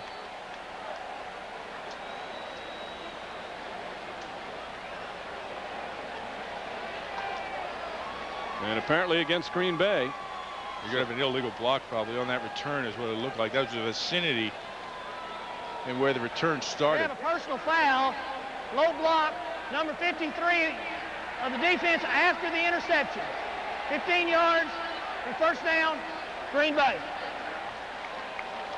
Well, you're going to take a look here. You know, they're trying to get things going. You know, they pounded the ball at him. They got that.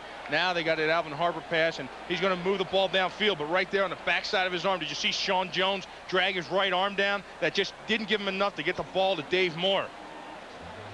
Leroy Butler, the interception, 4th turnover for Tampa Bay. It's all Packers. Well, can't block below the waist. And there, George Coons just dives out. It was a judgment call, but still, all in all, it was below the waist. But still, the Butler interception stands as Edgar Bennett gets the call, cuts back, and brought down. Brooks on the tackle. You know, one of the things they stressed all offseason on French Shermer with the defense coordinator, he said, how can I get more takeaways? Well, you know, he says, bring in Santana Dotson, get me Eugene Robinson. That'll solidify our defense. I mean, they figured those were the 2 key areas that they needed shored up. And the results today sure looks like they get a lot of takeaways this season. He felt they had a lot of drops last year by the secondary that should have been interceptions if they played well enough. Shermer, his 3rd year with the Packers, 22nd in the NFL. Favre complete up to about the 26-yard line. Antonio Freeman with his 6th reception of the afternoon. Brett Favre, you know what I was talking to you about. If you're teaching your kid how to play quarterback, don't watch this. But if you want to see an unbelievable athlete, watch Brett Favre. He gets back there and then watch him start backpedaling, throws the ball. Did you see his feet? They were crossed, and he threw the ball, and he threw it in traffic and right on the money. Now, that's a strong arm. Let me tell you, anytime you can do that, I mean, usually they say your strength comes from the ground up, from your stance. Not in Brett's case, that's all wing. He's completed his last 8 passes.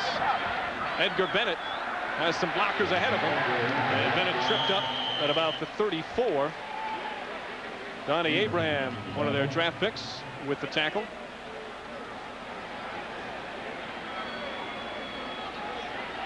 Favre has been absolutely spectacular.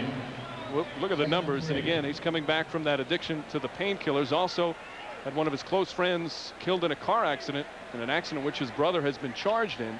It has really been a difficult offseason, but he said he's still mentally, he's ready. Yeah, he is ready, and he wants to prove to everybody, hey, he can come back and have another sensational year. He's off to a great start. 2nd and 3. Dorsey Levens hit at the line of scrimmage and maybe gets a yard. As Marcus Jones, the other 1st-round draft pick of the Buccaneers in '96, makes the tackle. Jones out of North Carolina. Broke a lot of LT, Lawrence Taylor, sack records with the Tar Heels. They have high hopes for him as well. Figure he'll probably move into the starting lineup fairly soon. 3rd down and 1. Henderson in as the fullback. Bennett cuts inside. He's got the first down up to about the 38-yard line. So Edgar Bennett will move the chains for Green Bay. Jones again in on that tackle. 34-3. Green Bay dominating, and turnovers have been a huge factor. 4 for Tampa Bay, none for the Packers. As the 3rd quarter comes to an end here in Tampa. Packers lead at 34-3. Fox NFL Sunday continues after these messages from your local station.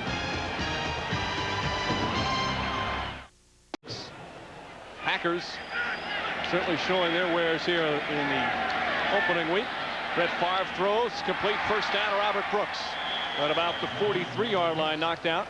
Brooks knocked around in the first half, had to lead the game for a little bit, but he's back, and Favre connecting. 17-yard pickup. Well, there you see the Green Bay Packers offense right on pace in the rushing department where they were last year. 89 today, and they averaged 89 yards a game last year. You know, I'm surprised they're still passing. I mean, if I'm Coach Holmgren, I want to go out there, and I want to. The area of concern is the offensive line. So I want to run the ball a lot more. You got the lead. Let's see if these guys can start gelling. Run at that time. Bennett has a huge hole. Cuts inside again. Melvin Johnson finally brings it down at the 31, but not before a big gain. 15-yard pickup and another first down for Edgar Bennett. And they gelled there. That's what you want to see, because it's a long season, and you know you can pass the ball. You know you got Brett. You know you have the two good receivers, the two good tight ends, and Brooks. And now let's see if you can run the ball. And they're going to try to do that right here. You see they spread them out a little bit. Then there's the trap, Aaron Taylor. And Edgar Bennett right up the hole. Look at a nice block on Brooks also. That's good stuff. You know, they get the mixed direction stuff going, the traps, slides. 1st and 10. Ball at the 30. Bennett again. Flips around. And Bennett finally knocked down Lonnie Marks among those in on the tackle. You know, Bennett's not the most spectacular running back, but you know, he catches the ball well out of the backfield, picks up blitzes well, and he does not fumble. Coming into this year, 684 consecutive rushing attempts without a fumble. Although it's tough when you go against a guy like Hardy Nickerson. Well, you see Hardy, you know, here comes Henderson tries to block him. He jumps over that. Then that's a take on Timmerman and stuff the whole thing up. I mean, that's Hardy Nickerson. He's still in there battling around. And the Packers, you know, did you see what that play was there? That's the old Packers of the 60s. That was a student body right. They pulled the guard. They pulled the 2 guards on that play. And then tossed it outside. 2nd down and 9. Tamura goes in motion. They stay on the ground. Bennett again, maybe a couple of yards. He's wrapped up. Nickerson in the vicinity.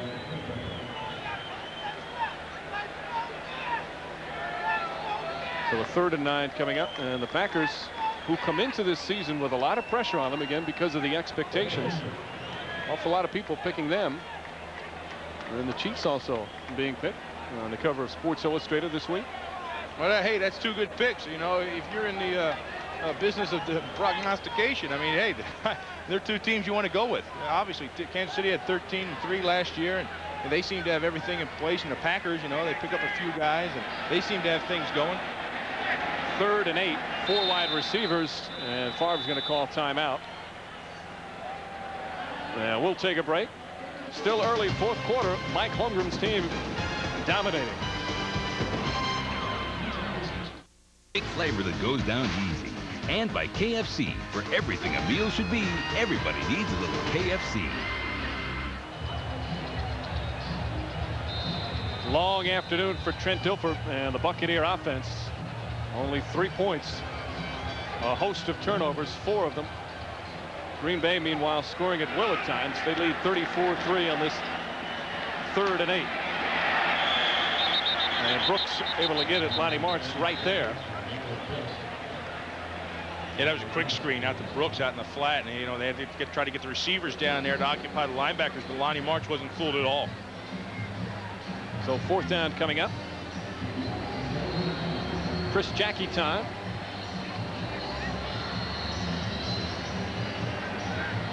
And Jackie, who's a free agent at the end of this year, very open about it and talking about how he wants to make some big money. This is a 46-yarder. And he wanted to handle the kicking duties too on the kickoffs.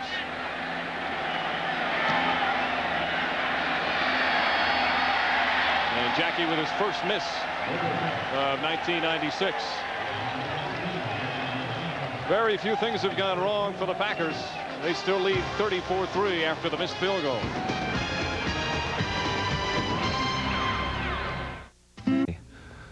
You can only dwell on it for so long before the next season starts. And no one remembers 20 years from now who was MVP in '95. They remember who the Super Bowl winners were. And that's the most important thing to me. What a performance on week 1. And there's the numbers for Brett Favre, who's very motivated to get his team into the Super Bowl, as Tampa Bay will take over on 1st and 10. Reggie Brooks that time on the carry, but a flag on the play. And the 4 touchdown passes, most for Favre on an opening day performance. This one's going to go against Green Bay. He says he's motivated not only though by the loss to the Cowboys in the NFC Championship game, motivated by what happened to him in the offseason. The fact that some people think defense number 55, 5 yards from the end of the run, 1st down. Bernardo Harris on the penalty, but he's also motivated because of what happened to him with the the drug addiction to the painkillers to prove to people that it had no part in his performance. One thing about Brett Favre, Brett's a guy that you don't ever want to tell him he can't do something, or he can't beat something, because he'll come back and get it. Dilfer still in the game. Reggie Brooks has a little room outside. Brooks with a good run, close to a first down. Doug Evans in on the tackle, along with Eugene Robinson. 8-yard pickup. You know, to run the ball that's what Tony Dungy wants to do. You know, you have to look at it in 34-3 with the offense that the Bucs have. They're not going to be able to, in all likelihood, come back here and just air it out all over the place and get back in the game. That's something I don't see with this offense. So what you need to do now is you need to sort out and see what guys are you going to need, what guys are going to be there for the duration, what guys are going to have the mental toughness to sit in a situation like this and compete for this team. Dilfer throwing on 2nd and 1 out of the backfield, almost picked off. Craig Newsome was right there, and he had no one in front of him. Brooks could not hold on to it. So Craig Newsome, terrific rookie year last year. Fritz Shermer, the defensive coordinator, says he has nothing to worry about with this guy. He gets better every time he steps on the field. On the field, yeah, not every game. He gets better every time he steps on the field. That's a heck of a statement. He's a young guy, but they said, you know, he's only a second-year guy, but he doesn't have the mentality of a 2-year guy. This guy is a true professional. He comes to work, he straps it up, and he is all business. 3rd and 1. Allstott appears to have the first down, depending on where they mark it.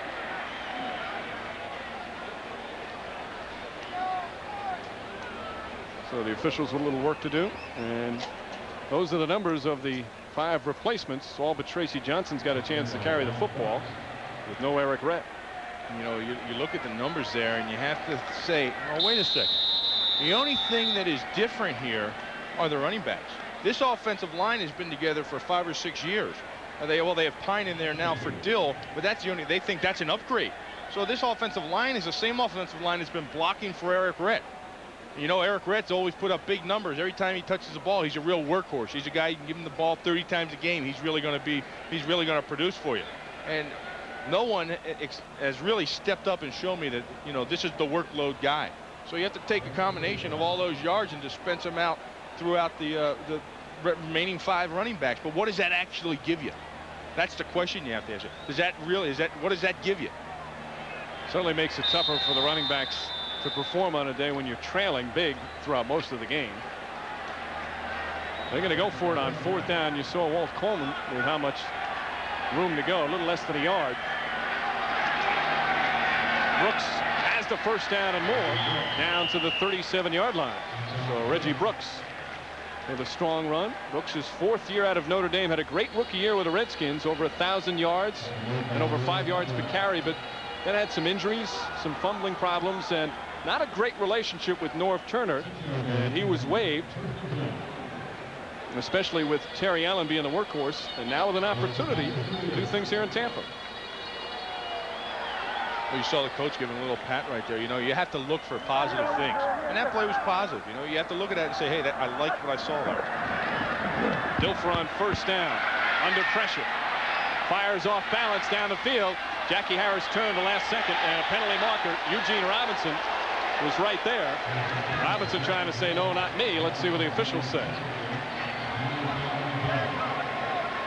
Well, they were down there. Jackie Harris, Trent Dilfer was waiting to find him, so waiting to see if he could get open, and he hit the sidelines, and then he broke up. There was some incidental touching going on, and that's legal as they tried to gain position. Interference, defense, number 41, 1st down. As they got turned around 2 or 3 times, Eugene Robinson's hands were just probably on him a little bit too long. They called him on the flag. 2-time Pro Bowler, formerly with Seattle. See his hand? See his hand up there? His left hand was up right on Jackie's shoulder pads here, right on his collar of his shirt. So automatic 1st down. Ball at the 15. Jackie Harris in motion. Dilfer with time, throws, picked off. Leroy Butler. Butler still going. Butler's running all over the field, and I think he's tired. Finally runs out of bounds. Courtney Hawkins right there, and that tells it all for Trent Dilfer. 49-yard return for Leroy Butler.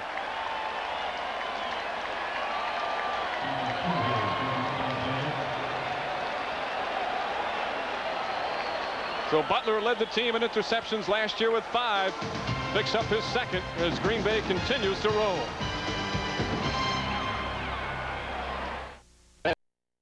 Wanted to improve upon in '96. He's already almost a third of the way there.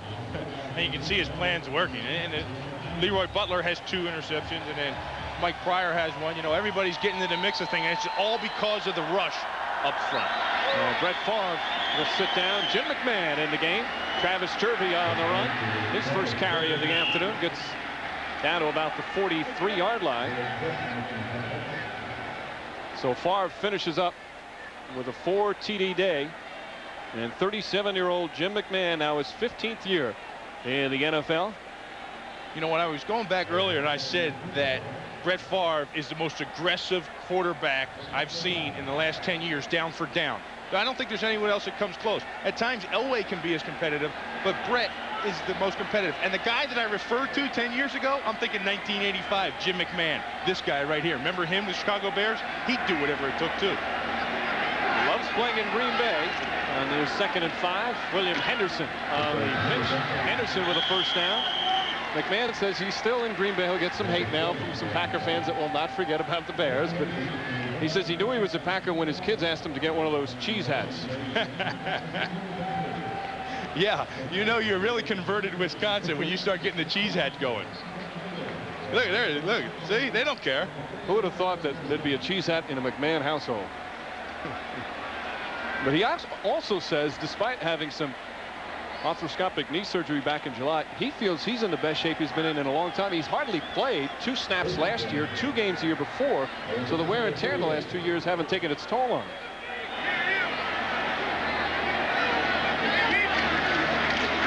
Jervey with a big hole. Flag on the play. Jervey gets down to the 27, but penalty markers. All right, now let's find some exciting finishes from week 1. Let's check in with James Brown. Mike, I think it might have been in the NFC Central today as backup quarterback Brad Johnson in for the injured Warren Moon finds Chris Carter with his game winner, a 31-yarder. Vikings win it 17-13 in Minnesota. Let's take you back to Mike Green and Bill Moss. Thank you, JB. Top to bottom, certainly one of the toughest divisions last year. Very well bunched up. Yeah, it's going to be no different this year. The old black and blue division. Remember when the black and blue division used to be the smash mouth guys, the Nitschkes, the Butkuses, the Gale Sayers, the running backs, all that stuff. Now the black and blue, everything black and blue in this division now is maybe quarterbacks' arms and receivers' hands. I mean, this NFC Central really airs the ball out. Marcus Jones, the first-round pick, getting ready. 1st and 20 off the holding penalty. Jervey trying to get outside. Excellent pursuit. And he's knocked down. Marcus Jones really chasing him there. Doing a good job. Travis Jervey, the guy from the Citadel military school. You know, Travis is a real fast guy. He ran this offseason. He ran in the NFL's fastest man competition. And you know, a Citadel guy, but he's got a surfer mentality. Mike always makes fun of him. It's kind of ironic. You know, a Citadel, a military guy, and a surfer mentality. It's like a G.I. Joe doll, and you pull the string and it says, "What's up, dude?" 3rd and 22. Dorsey Levens is checked back in. Check that 2nd down.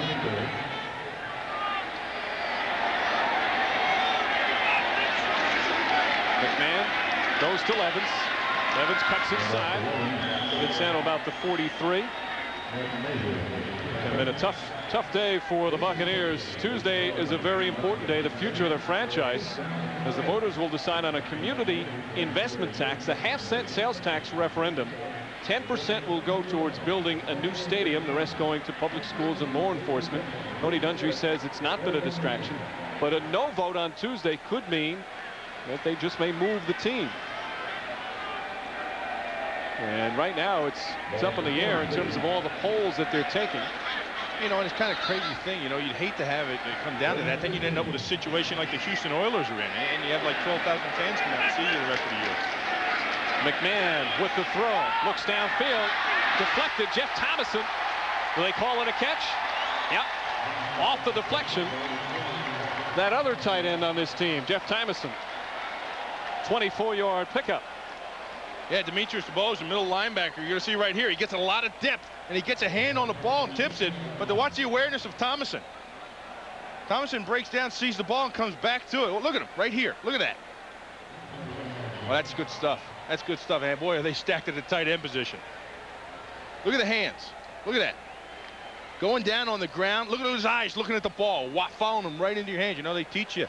Follow the ball into your hands. You see Thomason there. Even the third tight end is terrific. First down. Ball at the 19. Just over 4 minutes remaining. It has been all Green Bay. Travis Derby fumbled the football. And the Buccaneers have recovered. First turnover by Green Bay. Todd Scott. So Scott able to come up with a football. Tampa Bay with some rare excitement. They still trail 34-3.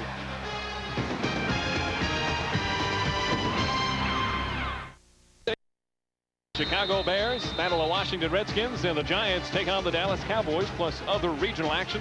All begins at noon Eastern, 9 a.m. Pacific with the pregame show. Check local listings for the game and time in your area. 1st and 10 for Tampa Bay. Off the Green Bay turnover. Dilfer still in the game, fires complete. Davey Moore, the tight end, up to about the 22, and you might say at a 34-3 game, why is Dilfer still in there? But Tony Dungy wants to give confidence to his quarterback. He knows he's his guy. You know, one of the things that I see in Trent is he's assuming too much of the responsibility for everything.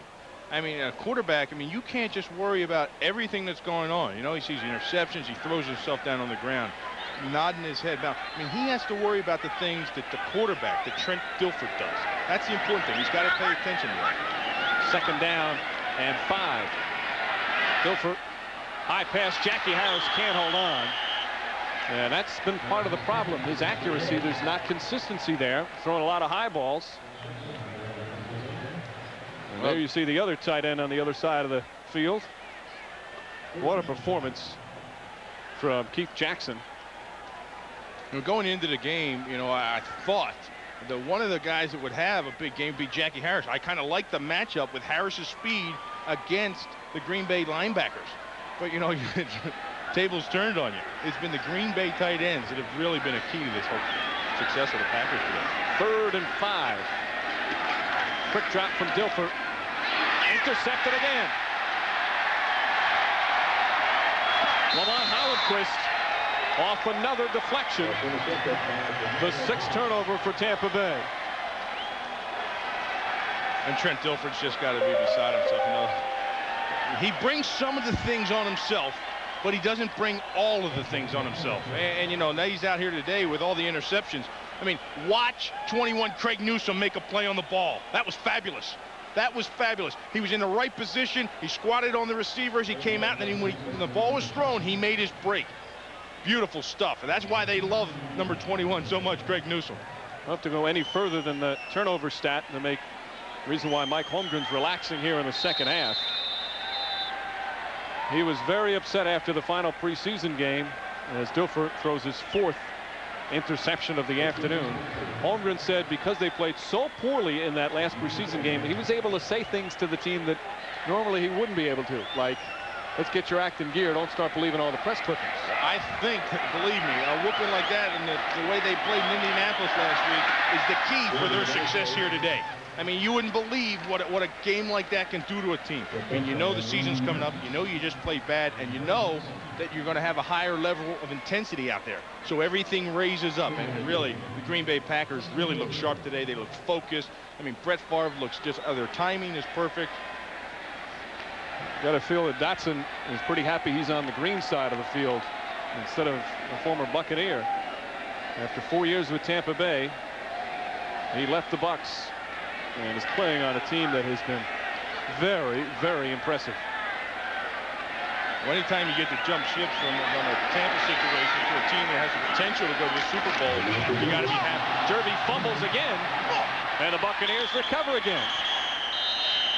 Donnie Abraham the rookie, able to pick it up, and Tampa Bay will take over. And Jervy's going to try and fight for some playing time with 2 fumbles here in the 4th quarter. Yeah, that's not real good. You don't want to see those things. I mean, the team has looked sharp and crisp in all aspects. And then the last 2 times Travis has touched the ball, it ended up on the ground and in Tampa's possession. Tyoka Jackson appeared to knock it loose, and there's the 3rd-round pick, Abraham.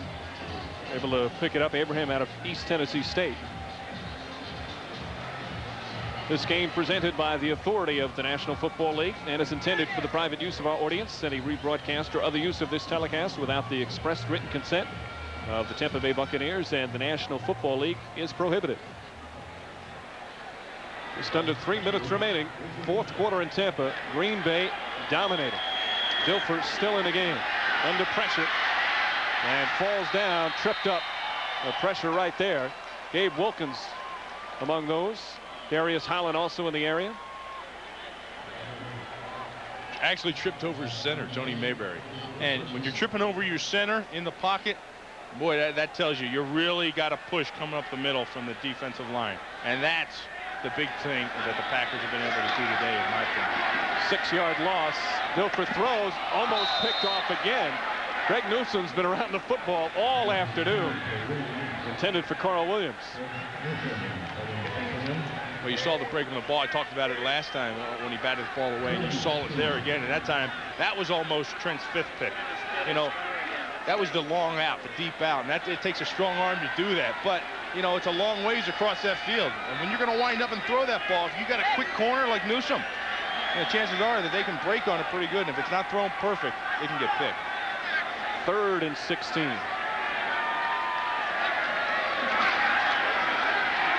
Dilfer feeling the pressure again. Fires, and a terrible pass.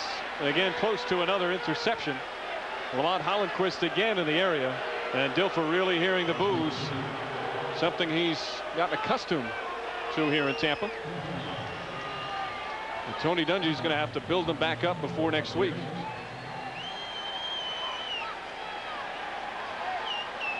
Now Tony Dungy wants, it's this time that you want to look at your team and see what you have. I mean, you're turning over, you're bringing new guys in. You need people to buy into your system, to buy into your philosophy. That's what Tony's looking for right now. Hey, when the chips are down, who's going to be with you? Desmond Howard at his own 41, runs backwards, breaks a couple of tackles, tries to get outside, still going. And Howard, an impressive run. Tyrone Leggett knocks him out of bounds at about the 43. 42-yard punt and a 16-yard return for Howard. 2-minute warning from Tampa, Florida. Packers blowing out the Buccaneers.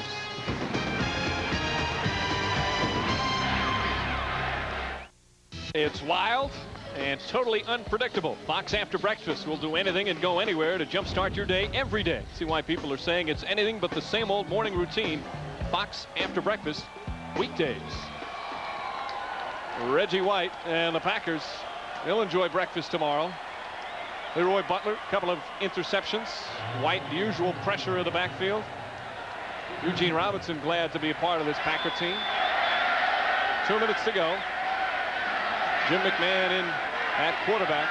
Favre throwing 4 touchdown passes today. And Dorsey Levens gets up. Tyoka Jackson in on the tackle. But it's a long, long season. And for Green Bay, home opener against Philadelphia next week, then at home against San Diego, and then on the road, 3 straight games starting with at Minnesota and at Seattle. They've got the toughest schedule in the NFL this year. According to victories, according to last year's victories, they play the toughest schedule in the NFL. Brett Favre was commenting on that. You know, they said one of the things was coming down here early, then having to play again in Dallas, and you know, he said somebody doesn't want us to win it all. I'll tell you, the way they played today, you really have to sit there and say, Mike Holmgren has himself one heck of a ball club.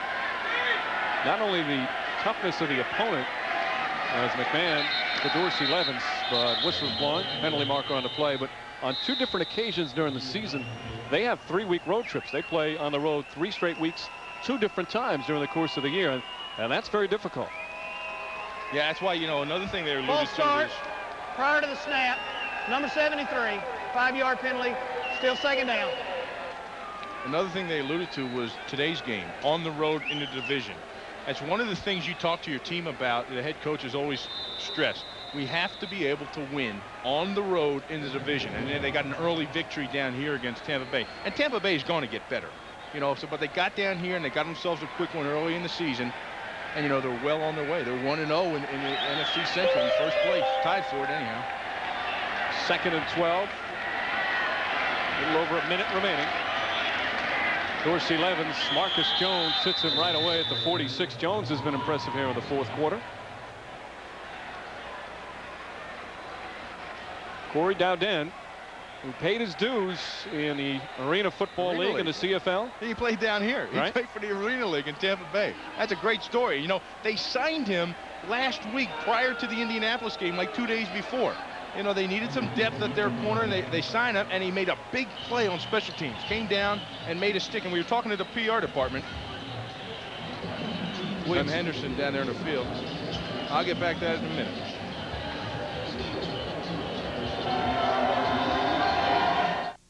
Looked like he turned his ankle a little bit in the final minute here at Tampa. Dorsey Levens trying to go a couple of different ways. Finally brought down. Herman Smith among those in on the tackle. And it has been a tough head coaching debut for Tony Dungy. But he has still got a long season ahead. Couple of road games coming up. Starts off with 2 Central Division opponents at Detroit next week. And then in Denver. Very difficult schedule to start. But he's not going to lose his patience. Oh, and I think that Tony knew, you know, coming into this game, he knew what he had. He knew what he was going up against. And I don't think deep down he expected to win, but he's looking for answers in this team. You know, it's a building step. He said the Green Bay Packers are a blueprint of what he wants this team to be. You know, they started out, they made some changes, they were losing programs, they became a solid team, and then they became a playoff team. That's what he wants to do down here in Tampa. Hendrick puts it into the end zone on the 4th down. And with 2 seconds remaining. Tony Dungy, though, in what we've seen in the past 15 years as an assistant, whenever he's on a coaching staff, the team improves. He is a class act and a terrific football man. And there's no question they've got a good man in Tony Dungy to head them in the right direction. And they got a good man over on the other sidelines, too, in Mike Holmgren. I mean, 2 of the greatest coaches. I think if you're going to play for, you want to play for one of these 2 guys. I mean, they really fundamentally, they know what's going on. And as far as relations and how to treat the guys, they're 2 of the best. Mike's off to a good start, and he has a good ball club. And his team performing brilliantly here this afternoon. Reggie Brooks on a final carry, and that will do it from Tampa. They've got high expectations, and he's got a big challenge ahead of him, Tony Dungy.